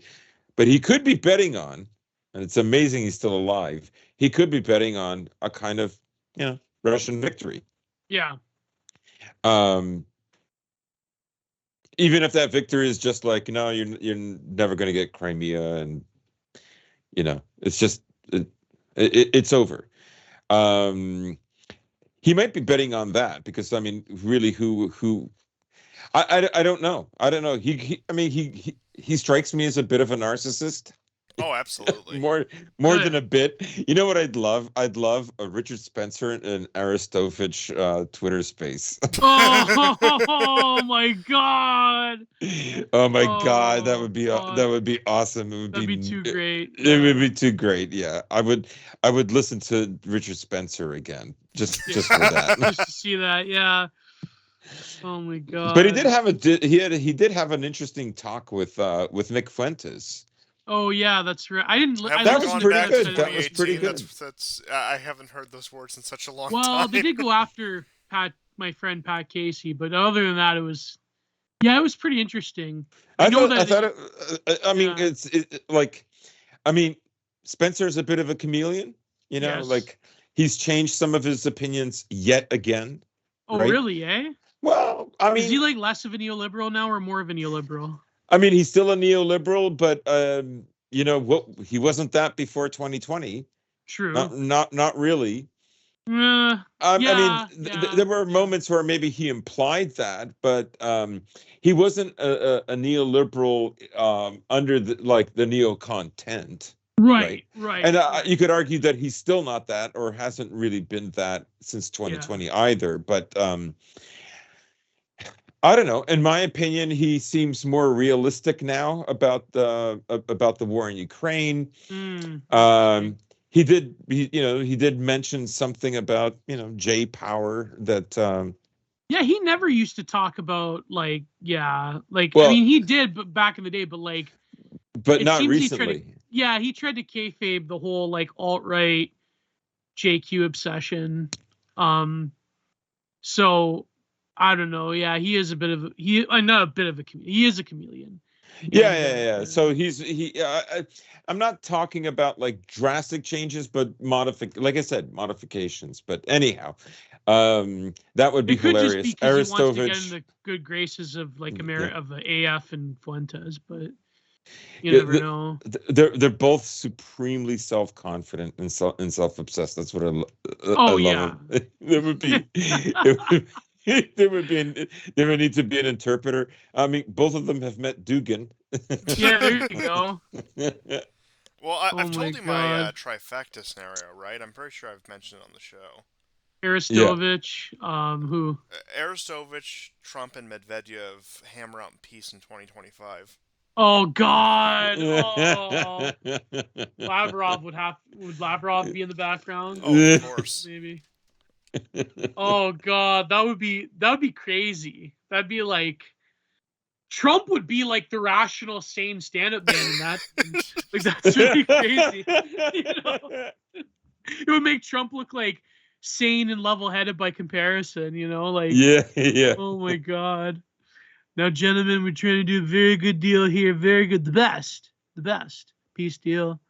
Yeah, he still goes on about that. I mean, you really have to be a MAGA normie to believe Trump gets elected. He's gonna end the war in 24 hours. Believe me. Yeah, I'm gonna give him a deal. I know the deals. I know how to do it. These people, they don't know. They don't know about the art of the deal. Trump, they're going to kill you, right? They're going to want to kill you. Well, Tucker, it's just, they're bad people. If it happens, it happens. It is what it is. They're evil. I'll be a martyr for the cause, Tucker. I'll be a martyr for the cause, Tucker. That was great. Yeah, that was great. Trump, they might literally kill you. Tucker, they might, but I don't know. A lot of people like me. A lot of people would take a bullet for me. I don't know about that. I trust American patriots. It's but Trump, they're openly talking about killing you. I can't believe it. They're gonna genocide the MAGA chuds. Well, Tucker, they may do that, but I have faith in America. Yeah. They might genocide my people, but It's like it is what it is, you know. That was a great interview. I gotta listen to the Alex Jones one. I've heard some clips, but you know, apparently Richard Spencer's in a war. Well, he always was, but apparently it sparked up again. He's in a war with Andrew Anglin, apparently. Oh God. Yeah. I was listening to this thing about like, you know, people always blame me. It's like blame Richard Spencer for everything around 2018. It's like it was. I don't know who to. I don't know Richard. I don't know who's the more rational agent in that battle, but you know, probably best not to talk about drama. Well, I was just about to say this. Any information I have is like 5 years out of date because after a certain point, you just stopped paying attention to it. It wasn't even like an active. Like, I mean, not that I ever really paid that much attention, but I mean, one day I just lost track of what little track I did have, and just decided why am I doing this? I could I could just pour over obscure documents, and that's actually how this show started, just pouring over obscure documents. But and here we are, all these years later. Long way from the tech issues. I don't want to. I suppose we are getting to the end of the program, so who's going to be the future of the Republican Party? Absolutely. Go on. You can't just leave me with that. Okay, he should run, because he is like, honestly, I'm impressed. Like, he's one of the best like performance artists of politics. Like it's better than anything I've seen. George Santos is the future of the Party. No, I'm not joking. A gay Brazilian tax fraud person who like does these cameo things where they get him to say shit, like, and he does this like weirdo like, I'm a trad, but I'm also gay, but I'm like that is like, he's like one of the best political performance people, like, you know, truly in our time. I think George Santos is the future of the Republican Party. You know, he's some kind of like mystery meat gay guy that commits tax fraud. I mean, come on, that's like allegedly commits tax fraud against the Republican Party. But he would fit right in. Yeah, like it's incredible. The guy is amazing. Like, I'm truly impressed by George Santos. I mean, as an art F-slur myself, I'm truly impressed by his avant-garde performance. You know, yeah, I think that is like, you know, that is the demographic. If like something doesn't change radically, that's going to be the demographic of the Republican Party. Gay Hispanic. Pop belly tax evader.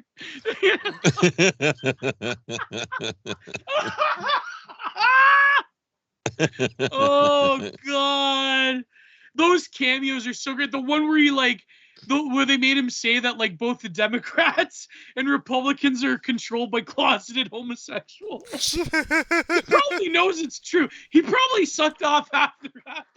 Oh God. God. Well, if anyone would know, it would be him. Yeah. Oh my God. Like, think of how many closeted gay guys there in the Republican Party. Lindsey Graham. Who's the guy? There was like two guys from North Carolina. The guy that he dropped out, the black guy, Dalvin's brother. The Hawthorne guy. The wheelchair bound one. No, the guy that was running, the black guy. Oh, that one. Oh, gee, I don't remember. Oh fuck, what's his name? Walker. Yeah, that sounds about right. Not Doug Walker. No, what the fuck's his name from Carolina? The guy that just dropped out, the black guy, the Download brother. Scott Walker. Scott Walker. Scott Adams. No, he just gets cucked by his younger Asian wife. No. Many such cases. Is it Scott Walker? Yeah, it's Scott Walker. Yeah, that guy. Like, he's like Lindsey Graham. Well, you know. I mean, I just think it's funny that being a normal gay guy has become so unremarkable that they no longer have anything to blackmail Lindsey Graham with, and that's why he seems to be going so. Yeah. I mean, not that Lindsey Graham's like on our side or anything. Don't get me wrong. I don't think he's really God, around. No, absolutely not. But you'll notice he's much less of let's just say like he was even just 5 years ago. And even though, I mean, look, if anyone had blackmail on him that, yeah, he's a confirmed homosexual, I think if that came out, it would probably boost his approval ratings in modern Yeah, in the America. modern Republican Party. Oh yeah, definitely. Like there, I think like it's kind of like how Jews are being annexed by woke tards because of Palestine. I think like a lot of like the LGBTQIA, like they look down upon gay guys. They especially look down upon white gay guys, and so like there may be a huge influx of gay guys in the Republican Party come 2024. They're going to be like, they're going to be like, well, we're politically homeless, and we can benefit from like, we can benefit from this too. So it's like, I mean, that's a speculation. I don't know. A wise man once said, "I am actually sad to hear that." Well, I think like George Santos can become a gay icon of gay republicanism. So it's like, he can really. I love that guy. I can't hate on him. He's like great. He's such a fucking grifter too. Like he defrauded the Republican Party out of millions of dollars. That's base. That's amazing. You tell me like a flamboyant Brazilian gay dude defrauded the Republicans out of money. Like, fuck. He literally could have been a character on Seinfeld back in the day. Yeah. Oh my God. George Santos. Man, that's crazy. What else can we talk about before we have to go? Maybe Musk. Oh yeah, there you go. Don't you know he's the best? Did he like say if anything, I'm a philo-Semite? That was funny. I do. That was a turnaround I did not expect. I have to say that. Yeah. Because there was. I mean, who hasn't found it delicious to watch American Jewish Zionists lose their shit Over Elon Musk? Yeah. Over Elon Musk. What's hilarious too is I said this on the last show. I was listening to a podcast. An Aaron Mate podcast as I was walking around Istanbul, and there was some kind of a meetup. There was a small audience. Norman Finkelstein was there, and he brought up, he said, I know universities are so woke now, and this, that, and the other, and he talked about funding and how the funding. The universities are so woke now that there's no place for gooners anywhere. Did you see that? We're like, yes, I know he speaks very slowly, but what I found interesting was a week or two later, he's being interviewed by Candace Owens. Oh yeah. And they brought up this topic, but I think that's also tangential to like what happened with Musk, right? Because this guy tweets that I don't know if you have the tweet. If I have the tweet, let me see if I have it. Darn it! I hate it when I do this. I'm sorry, audience. We can talk about gooners again. Oh, okay, yeah. Okay, you got the tweet. Yeah, this is it from a guy named the artist formerly known as at CWBOCA. I don't know if the tweet is still up, but he says Jewish communities have been pushing the exact kind of dialectical hatred against whites that they claim to want people to stop using against them. I'm deeply disinterested in giving the tiniest shit now about Western Jewish populations coming to to this disturbing realization. And then Musk says, "You have said the actual truth." Now, oh yeah, that was a few weeks ago. Yeah. Yeah. Now, like a week later, he's going to Israel. He has to apologize for this. He's given the grand tour. This is where Hamas killed the 40 babies. Beheaded the babies, threw them in the ovens. He's gonna, and they give him like this bulletproof vest that's far too small for him to humiliate him. Yeah. And he comes back and he's doing something. He's being interviewed, I think, some authors thing funded by the New York Times, and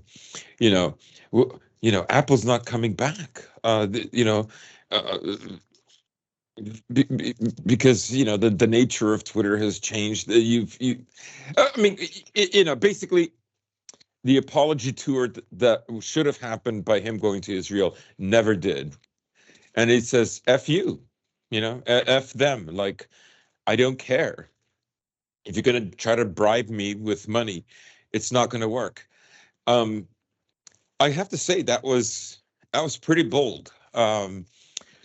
Because I've been, now I'm not on a Musk train, but I've been kind of critical of him. I will admit, and I've often said, like, don't worry, he'll change his tune in a few weeks or in a month. Everybody remembers in the fall of 2022, how he was spoken to by the ADL, and he seemed to comply, and so on and so on. Not that there's no compliance at all now, but I mean, Twitter has changed, like, Oh yeah. in a big way, and I've often wondered if that is a strategy, like, of the West to try to rescue itself. Like, if there's not another element that is saying, basically, if we keep going on this course, we're just, we're not going to have an army that threatens anybody. We're already losing clout. Everyone's going to be fat and gay and brown. Did you hear Canada? So now Canada, in order to be inclusive, there are, like, in the military, all male washrooms also have to have, like, women's products. Whoa. Tampons, etc., So etc. the F2Ms. Yes. So, I mean, I've always said that this is like, the whole point of the army doing this is to police the internal population, not foreign populations. That's its purpose. Of course, it's there to tap down on nationalism, particularly nationalism that doesn't include Zionism. So, anyways, I thought that was kind of interesting. Oh yeah. Because we haven't been able to do a show in a while. Like, I was away, and then I guess the audience doesn't know, but less than a week after I came back, my uncle died, and no. Yeah, so I haven't been able to. Anyways, but yeah, that was on top of the. I didn't just do the new computer thing for fun. My old system, let's just say, finally gave in. So, but we're good now on the tech end. I've been more than impressed with the way this episode has turned out, just on a production end so far. I couldn't be more satisfied. Yeah, it has been very good. Not one little hiccup. But man. But I will say this. You were talking about having a more eschatological and metaphysical point of view of these conflicts, right? It made me recall way back in, like, 2011. I remember stumbling upon some videos. Year university. Oh yeah. Yeah. But by this British historian, he's a little older than I am, Terry Broadman, I think. And he brought up this guy knows so much obscure history, right? So he brings up this Anglican priest / British spy named George Harrison. You can find almost nothing about him. It'd be very difficult to find anything. But one of the things in this video that he talked about was how the British, during the 19th century, were already afraid of Russia, that there's a kind of inevitability about it, and that but they looked at Russia as barbaric, and that the British would have to first civilize it before it could be allowed to develop, and as they believed it would have a greater influence over Europe. And George Harrison, I forget how he was involved in this, but I mean that's the kind of long range planning that goes into these things, right? Mm. The example that was given was just as the Romans had to civilize the Germanics. So some of them already kind of saw that the British Empire was going in a certain direction, but there would be this transition period that Russia would have to be changed in order to comply. And I guess you could look at the wars that Russia has not complied, or the vision of Russia that they wanted hasn't come about. But you could also look at it as those guys are dead, and only some of their ideas remain because ideas don't tend to die. Yes, but they go out of favor. But I mean, wow, yeah.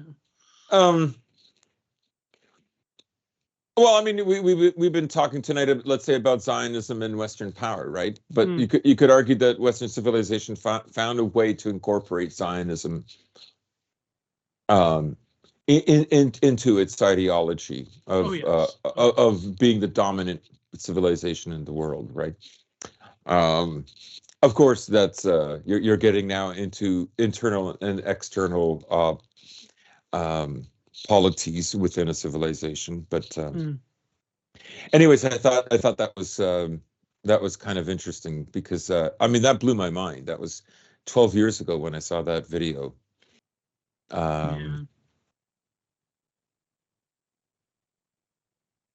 No, it's true. I mean, that idea has always been present. I mean, Russia does stand as a homunculus over Europe that in a lot of ways couldn't be controlled.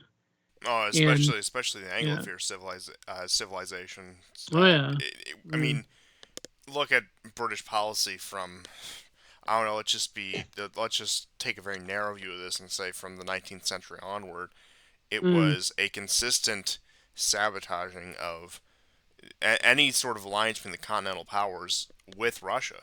And America continues that. Oh, absolutely. I mean, that's what this entire war in Ukraine is about. I know you brought up Bucharest 08 summit, and I mean, you have to. I mean, I don't personally remember, but you go back. Budapest, you look at what happened in the early 2000s when you had Schroeder in Germany and I believe it was Sarkozy in France, and the amount of integration that was happening between Russia and the European Union at that time, right after the Iraq War up until 2008, was the impetus for NATO expansion. I mean, of course, they had expanded NATO before. There was an expansion in 99 and 04, but point being is that still didn't come to include Ukraine, which was probably the biggest prize of all of that.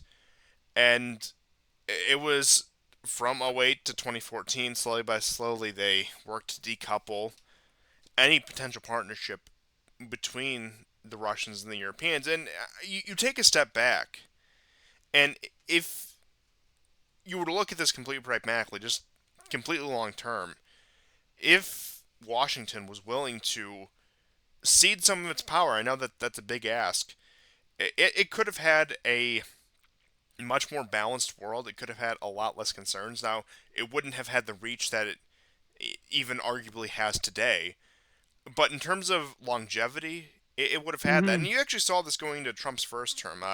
Michael Flynn, I know he's a strange guy, but he knew what he was talking about. You have to give him that much. And you look at what he laid out for Trump's foreign policy before he got booted out after 3 weeks. It was the idea of trading just immense global reach in order for longevity of America as a great power. And you actually saw this before the war broke out in Ukraine. Biden was trying to do much the same. Now, of course, after Ukraine happened, all bets were off.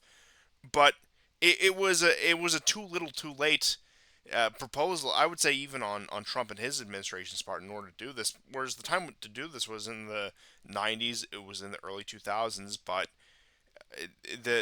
I suppose the neocons are probably the main faction, not the only faction, but certainly the main faction you can blame here, when it comes to being in charge of the American empire, were presented with a choice of they can risk everything and try to secure the world in a direction led by Washington for the foreseeable future. I suppose in that case they would have thought eternity, end of history, blah, blah, blah. Or they can step back, they can disengage somewhat, and they could have had a more balanced world. And we're living with the consequences of that decision. I would say in modern history, the decision of American policy in Europe in particular. Now, I'm not downplaying what happened in the Middle East. I'm not downplaying what happens in East Asia by no means. But the idea of America's role in Europe, the decision that they made post-Cold War, probably has to be one of the most cataclysmic decisions in modern history that hardly ever gets talked about. Which is? For those who don't know. The idea of continuing this Cold War policy well after the fall of the Soviet Union. Destroying Russia. With NATO expansion, with EU expansion, with the Balkanization of Russia. The idea of pursuing that to its entirety. And like I said, although people talk about listen, go ahead. You gotta understand something. Okay? The Russians, they're just like the Austrian painters now. Yes. And the problem so we had to do it because the painter of Austrians was going to come out of the grave, but only in Russia. Naturally. Okay. Yeah. Look, I understand the point. Okay, babe. I understand everything. We had to do it, okay? Putler. See? Putler. Hitler. Get it? Putler. Get it? Well, Come on. What else can I say? I've been bested in terms of. That's the world. That's the mythology we're rendering under. You know, like that's. You know what? You're right. I'm actually just now. You're overthinking this. I'm kidding. I got to hang up my hat. I got to end this program. Not just this episode, but this entire program. I got to go to my local cost museum, if you know what if picking up what I'm putting down, and I need to amend my life to meet these standards, because you know what you said makes so much sense. What exactly. Is it? That's why they had to do it. Yeah, you know, like Slava Ukraine or whatever. Slava Ukraine. We're going to win. There's 1991 political borders. Slava Ukraine. Yeah. It's so lame. Oh my god. Oh, sorry. I had to transition to the latest Colby voice. Slava Ukraine. No, but yeah, Constantine, that is a brilliant point. Like but then again, there are a lot of people, like again, not just libtards, but even before the neocons before them, that, I mean, I wonder if there is a history there besides just Cold War nostalgia. When they ended up quote unquote winning, why they pursued such a revenge-fueled policy of breaking up Russia. I mean, if you're, I think you have that, two. Go ahead, GSP. I was just going to say, I think you have two different forces at work, right? Mm-hmm. So I think there's a pragmatic force within the West that looks at the numbers and says, look, I'm not confident that we can keep this country reined in. Right. Like that whole thing about, just like the Germanics, will have to civilize them before they take over, because it's an inevitability. Like they're going to create a culture, a civilization that is going to overwhelm all these, essentially tiny little nation states that are vassals of, now U.S. power instead of let's say British power, or British influence, right? And so they've got people crunching numbers and saying, no, they're going to have too much power economically, geopolitically speaking. We can never leave this to chance. So you have those, and then you have others that this argument essentially, which is a pragmatic argument, bolsters a kind of an emotional reaction, a negative emotional reaction to Russia. And, for whatever historical slights that Russia may have in their eyes, committed against them and their people, right? Oh But I yeah, think and those are the two principal drivers. I was Yeah. actually about to Yeah. get to that point. It's these people whose ancestors left Russia in 1905, but weren't necessarily ethnically Russian, who just haven't gotten over it. And Yeah. yeah, so I Well, do not think. even those people. There's a lot of Slavs who haven't gotten over it either. Oh, I You mean, know, like, yeah, Oh, yeah. absolutely. But I mean, in terms of the movers and shakers, Oh, let's yeah, be yeah. honest. yeah. But I do think it comes down to that, and I mean, one of the other more out there things I can say is, I do think in a real sense that a lot of this just must be, theological. I'm not going to claim to be some very well read on the subject, but I mean maybe certain things just have to happen on a metaphysical sense, so other things can happen. I mean, like I said, I don't want to speak too much on that because I certainly don't know enough to go down that road to that degree. I mean, but after a certain point, you have to wonder how much of this is just inevitability coming to pass. Yeah. Yeah, there is something to that. But, you know, yeah, definitely there's something going on here that is beyond our reach, besides like the obvious geopolitical interests or whatever, ethnic interests or whatever. There's something else going on. Like why are they so fixated on Russia? You know, so yeah, it's well, what did they think was going to happen after World War II and the Marshall Plan? Did they thought that they were going to like rein in the communists? Like, what did the American empire think, or were they thinking at all of that? Well, they had all kinds of crazy ideas. Like they thought, for instance, that communists fought better.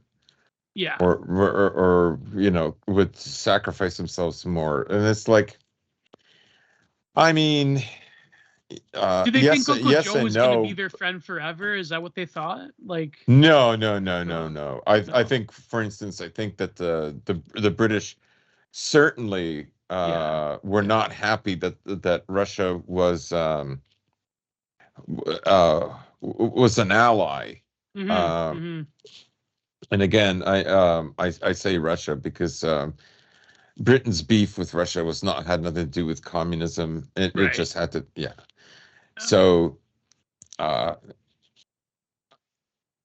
it's a question of relevancy. I mean, they think that they are relevant and should always remain relevant, and this is a country that can take that away from them. And their relevance depends on continental Europe and the influence and roles that they can play there, right? And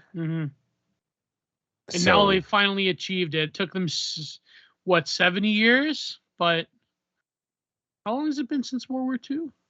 I mean, 80 it's been years? about 80 over years. 75. If we're talking on grand scale, it took them centuries. Yeah. Oh yeah. But they finally did it, I guess. Yeah, I mean, for them, it's that's a also scary unfinished. thing. We are living in history right now, you know? Oh yeah. That's a scary fucking thought when you think of, you know what I mean? Like, they did it. Holy shit.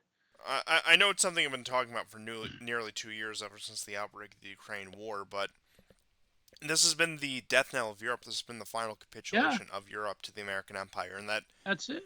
Economically, there's no recovery. It is doomed to be a vassal state of whatever Washington wills for it. And I've also discussed the possibility of, when tensions with China eventually come to a front, that when they pressure the Europeans to start severing their economic ties with China, what economy of Europe is going to be left at that point? And we're talking about, once again, one of the largest economies in the world, probably going to overtake the U.S. within the next few years here, projections are to be believed. And we're going to say to the Europeans, we want you to sever your economic ties. And this is, keep in mind, end of 2020. Time for your decade-long dick flattening, dear. Yes, dear. It's a that's literally the meme. It is that. And yeah, American woman telling Europe time for your yearly dick flattening. You know, like And mind you, the largest trade deal, I think, between any two bodies in history, any two polities in history, was the European Union and China in 2020, at the end of 2020. Mhm. And I mean, we're talking immense amount of economic activity. Now, I know trade between the East and West has existed for millennia now, but I mean, we're looking at how much more trade has advanced, how much more goods we're dealing with, et cetera, et cetera. And look, cutting it off from Russia is one thing. That's just making a dependency on the U.S., especially on questions of energy. Cutting off from China is asking the Europeans to voluntarily end Commit themselves. sunsetting. Yes. Yeah.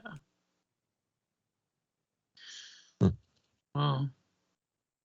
And I mean, you think it'll happen though? Look, We don't know. I take no joy in this. I would love to see a strong Europe, especially a strong Europe that realizes that it has plenty of pragmatic shared interests with Russia. I think just in terms of the world at large, that would be a very good counterbalance to both the U.S. and China. But I mean that those bridges have been burned, unfortunately, since 2014, and especially in 2022. And I thought originally, before this war broke out, I said for years, from 2019 onwards, it's going to get to a point where the Europeans reach breaking point that they're not going to do the bidding of the American empire when it starts to affect their bottom line. 2022 rolls around, and it seems that they're even more fanatically devoted to the American empire, at least among the political class of the Europeans, and among anyone who has any power to influence that. I mean, sure, we have, Orban and Robert Fico. As much as I may like those two figures in particular, they're not changing much. I hate to say it, but look at Germany. They're going to ban. They're willing to ban the AfD. Yeah, to service the Americans. Yeah. This is just on a foreign policy level, just in terms of what the European leadership has done to their people, when it comes to the migrant crisis and a myriad of different things. Yeah. As much as I want to root for Europe, as much as I want to see Europe do well, in a sober analysis, I cannot honestly say that they have a nirvanic principle. They have a death wish. Exactly. I cannot in all honesty say that I expect much good to come out of Europe's foreseeable future. And once again, I take no pleasure in saying that, but just speaking purely objectively, that's where I have to come down. Yeah, it's fucking sad, man. I can't believe we're ending another podcast on a black pill. I feel like it's a digital archipelago. Hey, Aristotle. Yeah, I mean, I don't know. I'll say what Newland said. F Europe. Fuck Europe. they're so stupid. The wrestling chant. I mean, you deserve it. I get it. No, Europe doesn't deserve it, but I'm just saying their political class deserves it, but not their political class. Yes. But what a large segment of their population too. Yeah. The population is just also like there's too many stupid normies. They hate America, but they love American power at the same time. Like which like makes Canada, them very American. Like Canada, we're the best pro-American, anti-Americans ever. It's what version of America they love. Oh, yeah, that's the trap that the American empire loves to put them in. In order to, your anti-Americanism is predicated on you being a better American than the Americans themselves. Exactly. That's the trap they've walked them into. That's Canadians right there. And Canadians, I would say, are probably the better shining example of that. And like I said, speaking to ostensibly Canadians right here, I say that with no malice against the people in general, but unfortunately that's what it comes down to in political culture, and that's what it comes down to in the political culture of many parts of Europe as well. I would say there's probably some redeemable parts. Are they powerful enough to form a united front? Hell no. I hate to say it, but hell no. You're not going to get Serbia, Belarus, and Hungary into this great alternative European Union bloc in order to offset. But I that's think what I mean. Like they don't hate America for the right reasons. They hate it for fucking shithead, like cultural, like largely Hollywood media fed reasons why the average European hates America. Once again, it comes down to we're better Americans than the Americans themselves. No, they hate America because they think it's like fucking like Jesus land or like whatever. Like it's You know what I mean? Like if they hated America because America's essentially bankrupting them and like, stealing their political power on the world stage away from them, then fine. But but it's like a lot of Europeans, they don't have that realization. They hate America because they're fat and they believe in Jesus still, and like you know what I mean? Like it's like the fucking Family Guy version of hating America. You know what I mean? So it's like, anyways, you had something else you were gonna say, Gordon. I cut you off. No. I mean, yes, I understand that. Like, those are the reasons that they cite, but like, really, I mean, even America's a contradiction. Yeah. Yes, there are a lot of religious people. There are a lot of irreligious people, atheists. The religious people have virtually zero effect on the culture. And they are also many of the religious people are incredibly stupid. And politically unaware. Yeah, like especially their support for Israel, for instance. They live vicariously through Israel too, as well. I don't know where to begin. It's just like it's not I agree with you. Their criticism really falls short. Listen here, Amerifat. You can blow up my infrastructure, but don't you dare ban abortion. Yeah, yeah, exactly. Even though America and Canada has like way more liberal abortion laws than a lot of European countries, so it's like fuck, it's no, but that's what I mean. Like a lot of Europeans have this like, same with Canadians, have this like shithead libtard like anti-Americanism, when it's like there's so many things you could critique American power on. This country has been waging a proxy war on you since 1945, and you want to go back before 1945 it was full-scale war. But I mean, look, I think probably the most prominent example, at least in Western Europe, look at the years of lead. What do you think that was? CIA playground. Look at the situation with the divide in Germany. Once again, they've been waging a shadow war on this continent for 80 years. And the most they can kvetch about is that Americans are at least they perceive Americans to be too conservative because they have no understanding of what actually goes on inside the United States. They have no actual understanding of the political class. I said, I think it was the episode Biden got elected, that the adults are back in the room. I can't wait for them to pulverize us for buying an ounce of Russian gas. Yeah, no, that's what I mean. Like they hated Trump in Europe. They like same in Canada. They thought Trump was evil, but it's like Trump was the best thing for Europe. He gave them 4 years of existence. Like when you think of it, Trump gave them so many opportunities to decouple. Yeah. Trump gave them so many opportunities for European sovereignty. I'm sure you remember the reports of the European army, the agreements between France and Germany in order to chart a more independent course in the world. And I used to have the map. It's on one of my old computers. I'm sure the longtime viewers of the War Report remember the map. But the minute Team Blue got back into the White House, that was it. It was Atlanticism all over again. Macron shut up about any of the insightful things that he had previously said. Mind you, summer 2020, Russia and France were... you can't call them allies because they were far from allies. But on the subject of Libya and Turkey, they were cooperating as if they were allies. Yeah. And that was monumental. You can go back and listen to the episodes of that. No, but that's why why out of all of them I hate Macron the most. Oh, absolutely. You know why I hate him the most? You know why I think he's the biggest rat? Because Macron is actually intelligent. He actually knows what he's doing. Yeah. Like he knows that there's a sort of fatalism to the French position in regards to America too, in his most private of thoughts. But like that's why I fucking think he's a piece of shit, because he's more intelligent. He knows what's going on. Oh, he knows what's going on. He full well knows better. And once again, he gave us... He knows what France needs to do in order to prosper, but he just won't do it, He gave us a taste. I don't think he can. I mean, I think all these guys know that, like... it's over. It's over, because I think one of the things that America invested in, like particularly when people like Schroeder or Merkel left, is they already have a slew. Like Macron is kind of like in between guy between like Yeah. Merkel and Schroeder, and you have what's her name? Van der Leyen? No, I mean yes, to a degree. I meant Sanin. What's her name? The Sanna Finnish. Marin? Yeah. Yeah, She's fucking crazy of doing the whole she is great. Russia You know, bit. she was raised by lesbians.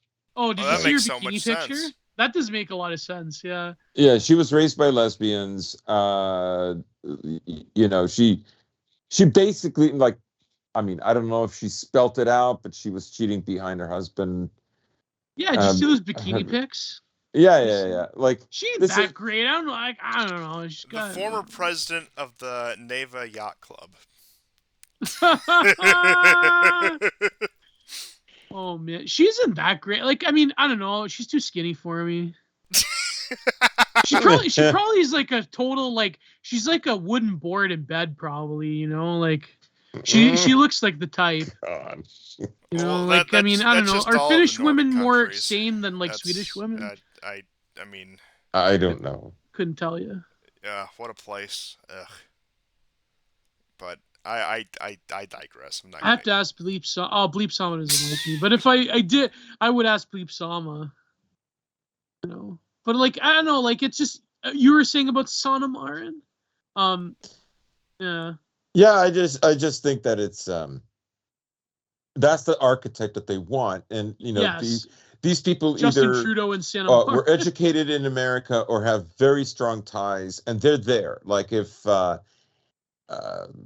you know they you know okay, Orban is definitely an exception. So I can't say that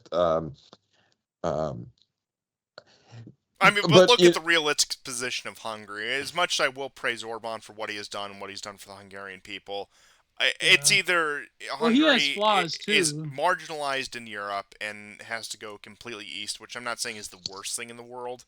But in terms of affecting Europe as a whole, Hungary, and I'm not saying that you're saying this. It's not going to come out of Hungary as much good work as Orban has done.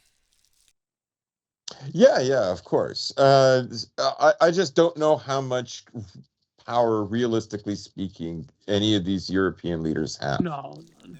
Like I think it's total. I think you can map out from the end of World War II till now, every successive generation has of European leaders has demonstrated less autonomy, less independence.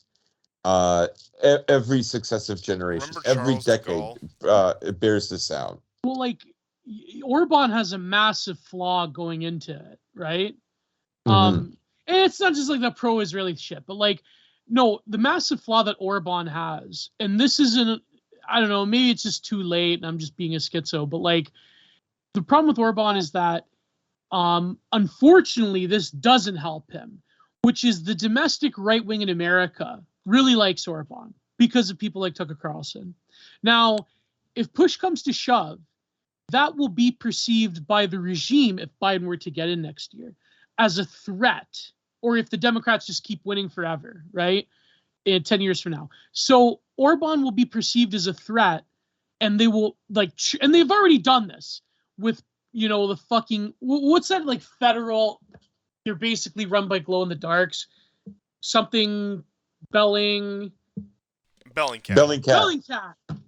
The fucking glowing cat, right? Like, the glowing more than a cat that's still in prep yet, right? Like, I watched this one documentary on Chernobyl, and they actually did show these cats that were living in prep yet.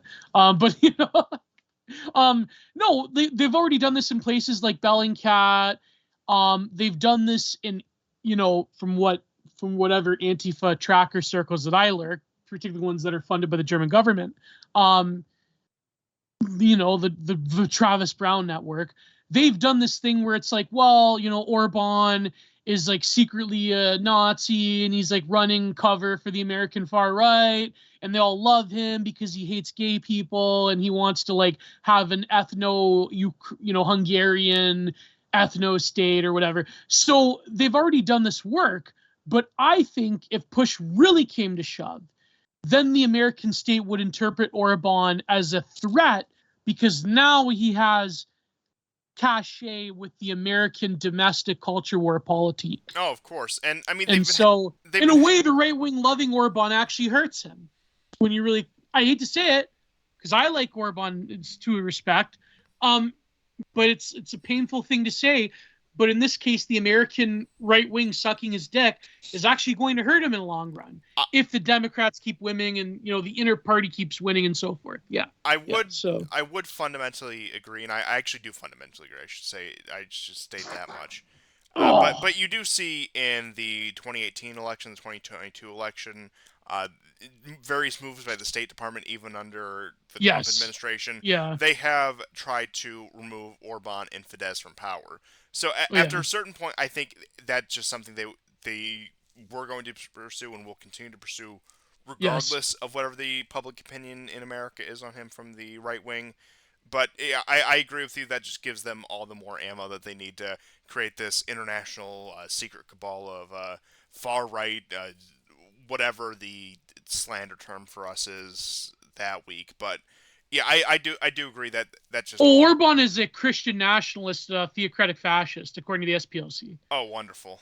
Yeah, that's. Yeah, I wish, but I digress. Yeah, I wish. Yeah. But the first opportunity they get to remove him, they certainly will, and definitely. I think they've had that plan in the chamber for a while, and I mean, after a certain point, it's really the only hope for Orban and his ilk is just a complete institutional collapse of the European Union, and hopefully more sane parties can pick up the pieces. But once again, that is such a stretch. I'm not even going to entertain it. Yeah. No, that's what I mean. Like, it pains me to say it, but I think that they can, because of the fact that he has cachet within the American right wing, they could easily make him persona non grata, and they've already tried. They already hate him, and like other libtards in the European Union would certainly go along with it. The coalitions of libtards in the Slavic world would. Because then they could easily paint him as a Russia sympathizer, which, I mean, a lot of people in fucking Poland and Lithuania already have, right? So, it's like Orban, I mean, you got to give him credit. Like, he's been there for a while, despite immense difficulty with, like, them wanting him gone. So, But, unlike his Polish counterparts, he was able to secure the institutions within Hungary. He was and not able bend to, the knee. Exactly. Whereas you had Law and Justice, who had their recent fall from grace. Fundamentally, they were not able to exercise the same control over Poland. That was so disgusting. All of these shit libs with like fucking Pickeravies and flags in the bio, they were like gloating over it. Like, yeah, we're gonna get gay marriage in Poland now. It's like, yeah, you saw that, guys. You can tell why like Western shit libs are really, really gung ho for Ukraine. They understand, like, for them this is existential, right? Like, there was a Ukrainian shit lib back in June 2022 where he said something like, if Russia wins, you can bury democracy and queer culture in like, it's just insane rhetoric. Yeah. But that's why they're so happy that Poland might go that way now. Yeah. Yeah, of course, because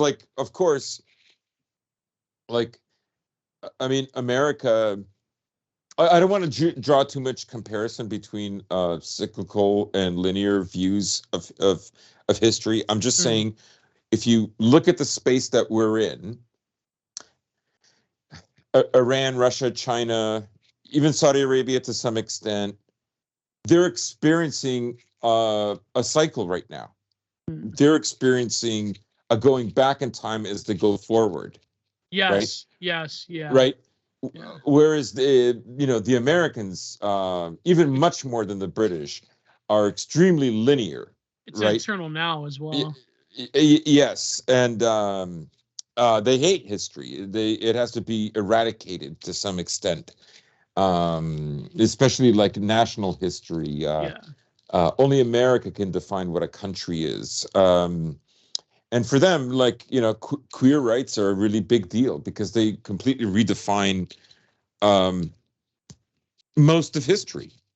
And most of what is viewed as the human subject as well. Yeah. Right.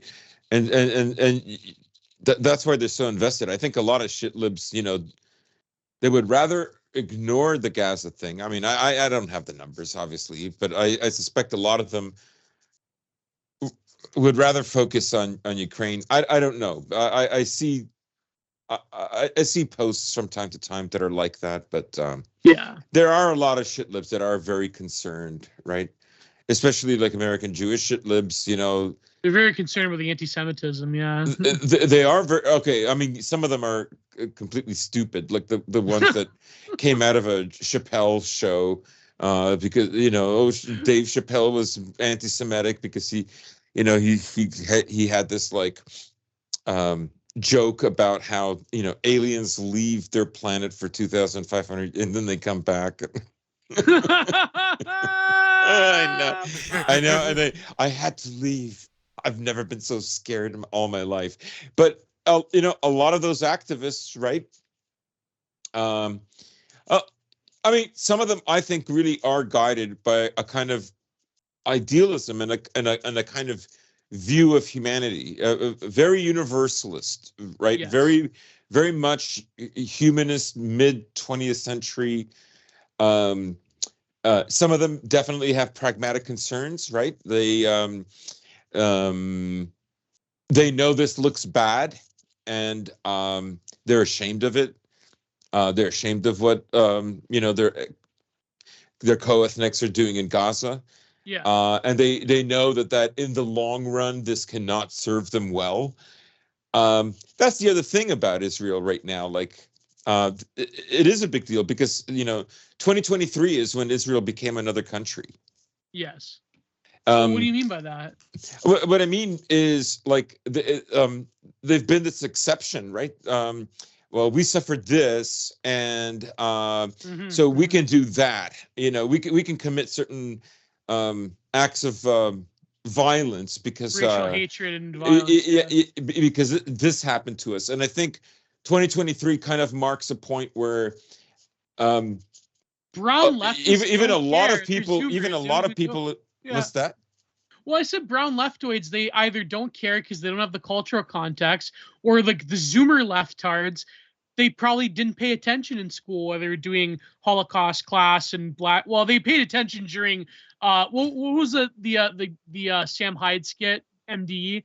Like half the year is like Holocaust class, the other half the year is MLK class. Yeah. It was Nick Rochefort's the substitute teacher, history teacher. Anyways, but go ahead. Yeah. What I mean is like they've blown that. Yeah, it's over. Yeah. They've blown it. It's like literally the unprincipled exception for 16,000 Jews in the leftist coalition. It's over. Yeah. 16,000 dead Palestinians. 70% of them, mostly women and children, have nullified the 6 million. Yeah. They've revealed their like ancient racial hatred that is like totally not. First of all, it doesn't even jive with like American secular libtard Jews. They're very uncomfortable with it as well. And they also hate people that are pro-Jewish, which are the evangelicals in America. So it's like, it's a very, very, like Israel, like the right-wingers in Israel, they put everybody in a terrible political position. They put the woke tards in a terrible position. They put American Jews in terrible position. They put like even like, counter-Semite white nationalists in a fucked up position as well. So it's like they fucked everybody. They fucked Biden. It's like, man, like this whole war in Gaza just fucked everybody. Including it fucked Gaza more importantly. You know what I mean? Like it fucked those people. But it's like, in terms of the geopolitics and the domestic culture war politics, this is like a funhouse mirror. This is like Pandora's box of a political realignment. You know what I mean? So Yeah, I mean, even like look at the war that right wingers have amongst themselves on Twitter. Especially. Yeah, I mean, you said they put this this group, that group in a spot, but you know what? Yeah. They also put themselves. They also put Trump in office. Oh yeah. Trump's coaching by Finkelstein was that no Republican can get elected unless they against any Democrat after Obama, unless they talk about immigration, the wall. And Romney choked. And Romney choked, right? Yeah. He failed, and He's the biggest fucking loser. So they're willing to play with this, right? They get him in order to, several things, right? Break a deal with the Iranians, recognize the Golan Heights, move the embassy from Tel Aviv to Jerusalem. All these little things that need to be nudged. That Obama did a lot for them, but he wasn't willing to do enough in their eyes. Yeah. And so they played fire, right? And that event in and of itself did not really reveal not because it wasn't germane to do so, but the players who helped him get elected are too obscure, and they wouldn't have been palatable. But the thing in Gaza is very obvious, and they have to confront it, right? That's another thing that the Biden administration will have to solve very quickly, because he's considered an accomplice. He's since has been quietly mentioned that he's revised his belief about how many Palestinians have been killed. Because he had mentioned that he didn't believe the numbers that were coming out of the Palestinian Authority. So, but the UN does back them. I mean, they've killed like over 65 journalists. They've killed over 40 people working for the Red Cross in the UN. People are going to ask how come they can get away with this. And if they're asking how come they can get away with this, it means like the Holocaust question is already old. Right. And so, Israel is becoming just another country again. That's crazy. Couldn't have true, but I mean, to a nicer country. But there's also another there's also another dialectical move that the Republicans are making. I don't know if you guys noticed this, but maybe I should save this for. I should definitely talk about this next DA. But you know how Vivek, Ramaswamy, sorry. That'd be great if they reincarnated Ananda Kumaraswamy. But the perennialist. He comes out and he says, the Great Replacement is real. Yeah. They got an Indian guy to do this, right? Yeah. Right? Okay, that's great. Okay, now I think he's a fucking Silicon Valley snake, and I don't trust him. And I mean, whatever. Okay, not going to mention the Indian thing, but like, whatever. Who cares? I think he's a creature of Silicon Valley, and so I don't exactly trust him. But he's saying good things. But here's a dialectical move. Okay, after he says this and gets into heat, and Van Jones on CNN did this like fucking like absolutely bonkers performance where he's like, he said he was literally shaking. Like, that evil, vile man, I was literally shaking. So why would you be shaking about that? Don't you celebrate that every year there's less whites? Why would you? What are you afraid of? Well, because an Indian man is admitting to it for white people in America. Yeah. But here's the dialectical move, though. Gore in Constant. Here's the move. Okay, a Republican operative. I believe he's a Republican, or he's some kind of like, he's one of these like Michael Knowles, like Ben Shapiro types, right? Yeah. He comes out, and of course the E-right was like going insane, saying like, what the fuck, right?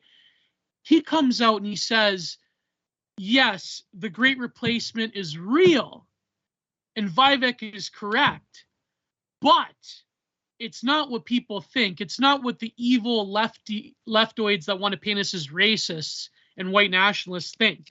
It's a cultural thing, and what they mean is they want to replace Americans who buy into the ideal and the ideology of Americanism. And it's like, it's not racial, it's not white people, it's Americans. Because that can mean Mexicans that believe in America, they want to replace you with Marxists or whatever. It could mean, like, you know, anybody that believes in America. But don't you see that that's the that is like such a fucking transparent dialectical move.